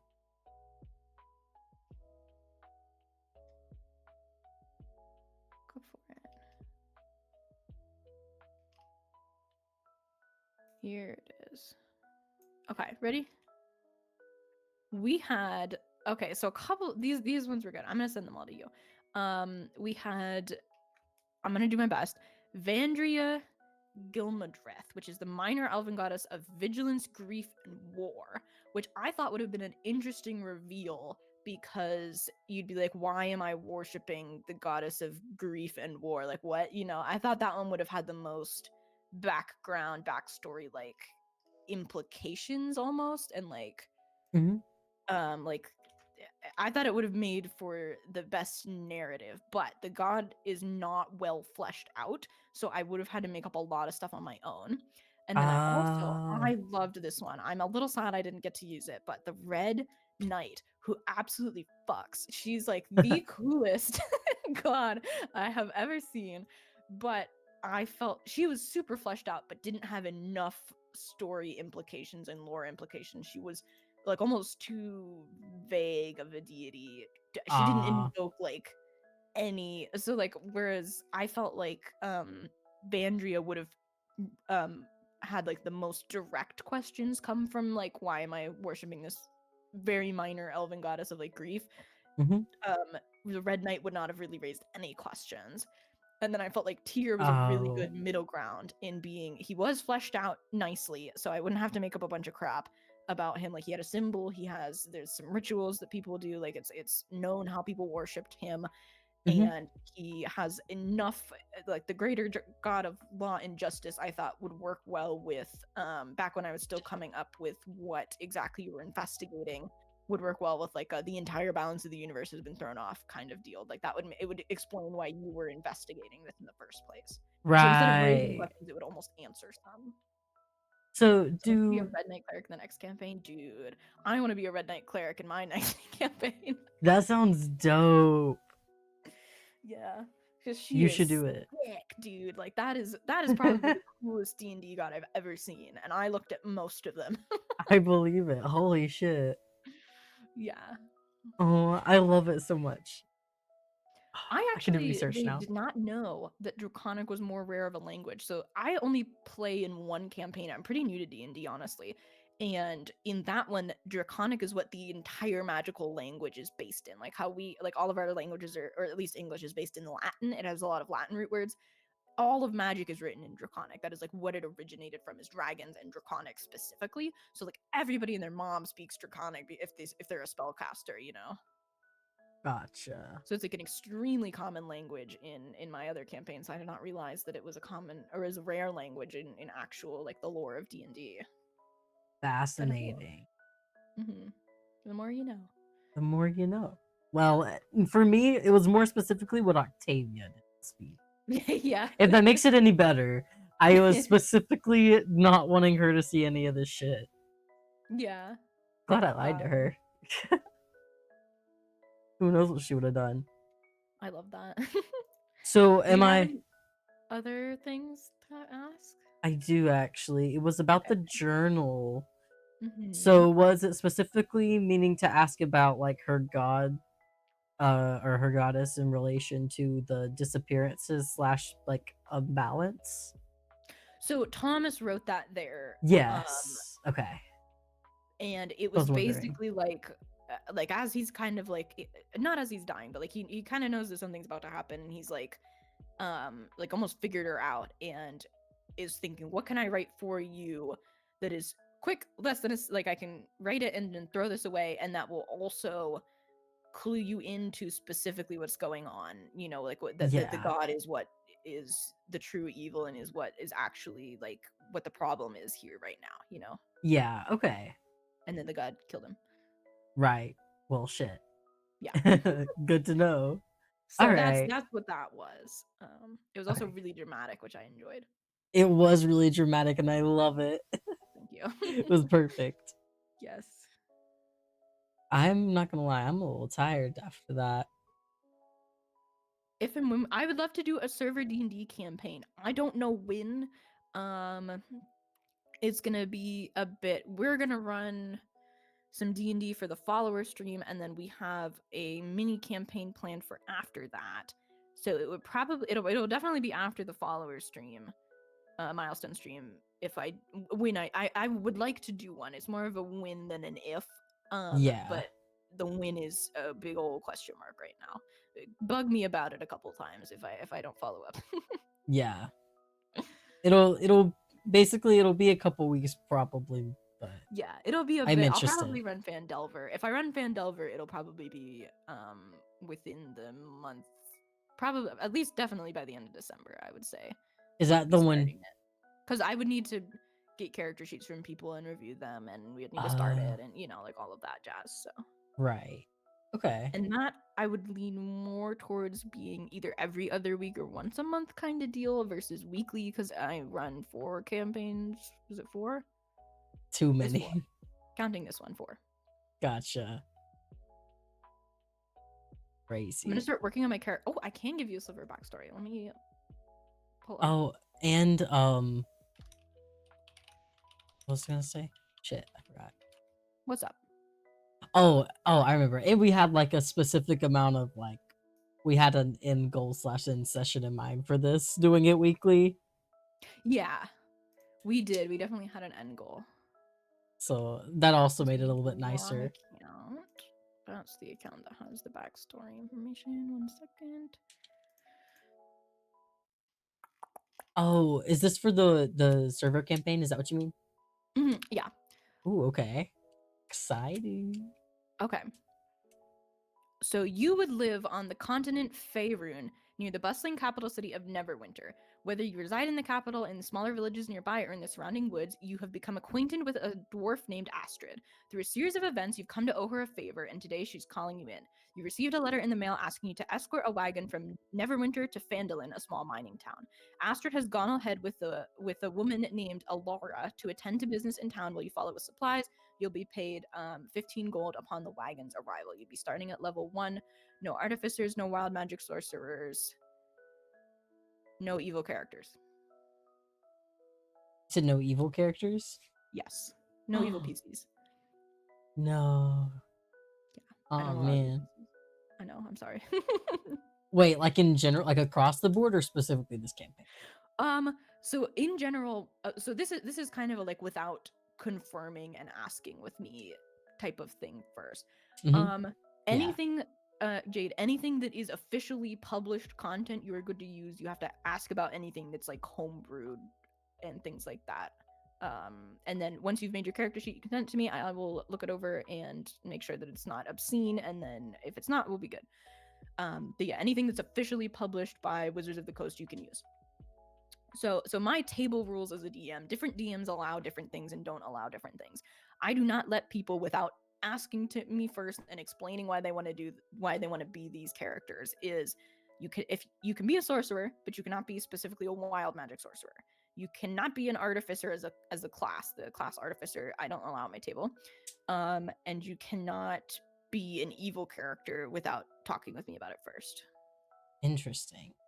I can explain my reasoning on that if you're interested. maybe not right now, but I would love to know. Okay, another time we can talk about the wild magic sorcerer thing.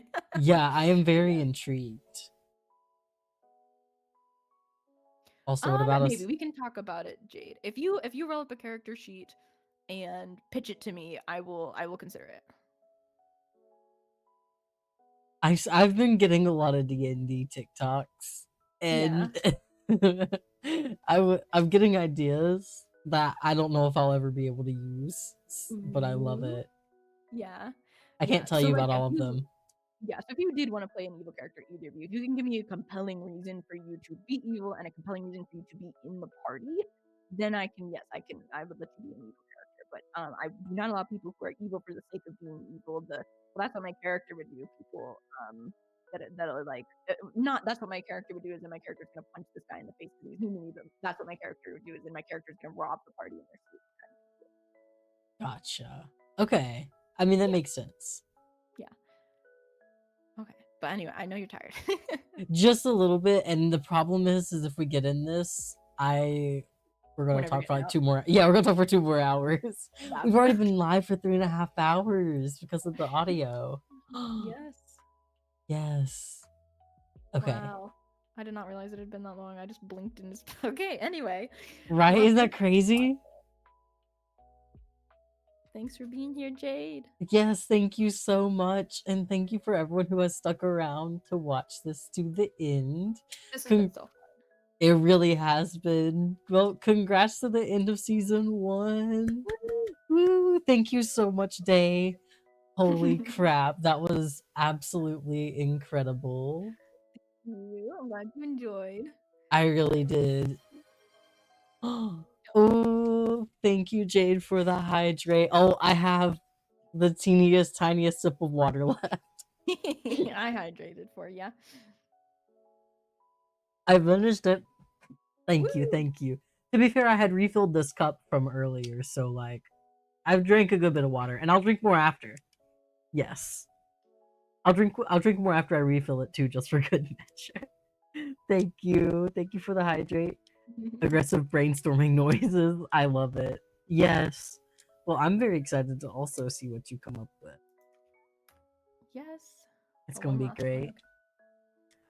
All right. You did it. Now, let me switch this real quick. You did it, Caleb. We How do you did feel? it. I Did it wreck I you emotionally? a little bit, yeah. I knew it. I knew it. Yeah, I don't know how to feel. Mhm. I'm at the like stages of just shutting down, but that also might just be part of, you know. But did you But die? I didn't die, so There you that's go. good. Honestly, that might have if I died that would have probably wrecked me a little more. I Thankfully know. it I feel didn't. that. I feel that. Thankfully I didn't. I know. If my character dies, I'm going across the table at my DM. Right. I'm coming over there. Right. Oh my goodness. I mean, you're lucky you live far away. I know, yeah, we're lucky we're in different states, huh? Right. Nah, I wouldn't. I wouldn't actually. I know you wouldn't, yeah. Oh gosh, I'm holding on to all these secrets since day one. I get to share them. It's exciting. Yes. Oh my goodness. I'm so excited because especially if you think of more, I want to know all the things. I want to know all the behind the scenes because I've Oh been yeah, actually, dying. I will email those recordings to you at some point because I don't think they're going in Discord all that easily. That's fair. Oh yeah, that's a good idea. Thank you. I'm Yeah. so fucking excited. You have no clue. Yes. Yes, I'm very excited. I'm Um excited to not have to edit them. good. Yeah, don't worry. I don't know how great it will be, but I will do my best. I know. Yeah, We'll just do make my sure I best. didn't leak my full legal name or anything and cut out any parts where I'm just chilling for a while. That's fair. I'll I run it did by try you, don't and worry. pause the recording if I was like going to Google something, so I did my That's best. smart. That's a good idea. Yes. Okay, well, thank Um you for playing. yes, thank you for DMing. That was incredible. I'm so I glad you enjoyed. This has been like such an amazing time. Aw. Um yeah, I'm very much excited for um I have no clue where this is gonna go, so like I'm excited to see what you have in store next. Quan! Juan. Oh, bye bye, favorite streamers. Thank you, Jade. I'm Bye, making a Jade. heart with my hands for you, Jade. You can't see it, but it's there. I'll do it for you. Yes, thank you. Also, hi, Quadens. I will see you. Oh my goodness. Well, I have to prepare myself for this now. Holy crap. On If you got Tuesday, it. I don't know what time I'm gonna start yet. Oh, I was supposed to be trying to like calculate planning around D&D. Um, I plan on doing my follower stream, and I plan on it potentially. It's probably gonna be a long one, so buckle up. Um, if y'all have That's on any the recommendations for what 12th? times? Hmm? 12th, right? Yes, the Are 12th. we announcing that? Yes, it is the 12th. Yes. So if y'all have specific time suggestions of when you would be able to like drop in, and it's okay if you want to like, I'm ideally we'll have somewhat of us. Well, I guess it's really going to kind of depend on what who's here and what y'all want too. If if nobody has a direct decision, then I'll kind of have a vague schedule. So we'll have like segments. So if y'all don't want to see one thing, I'll try to like update. We're doing this now, Mhm. so y'all can see what you want. Let me know what times work best for y'all. It's gonna be a long one, and there will be D&D. So I will definitely announce before the D&D segment. So Yes. don't worry. All right. Is there anything else? Do you have anything else, Day? Nope, that's all from me. All right. Definitely after 3. Good to know. All right. I will keep that in mind. That helps. Okay. By person, I don't know. Sorry. I just saw that. All right, y'all. Thank you so much for being here. I hope y'all have an amazing night. Take care of yourselves, drink some water, stay awesome, all right? Bye. Bye, See you guys. Tuesday.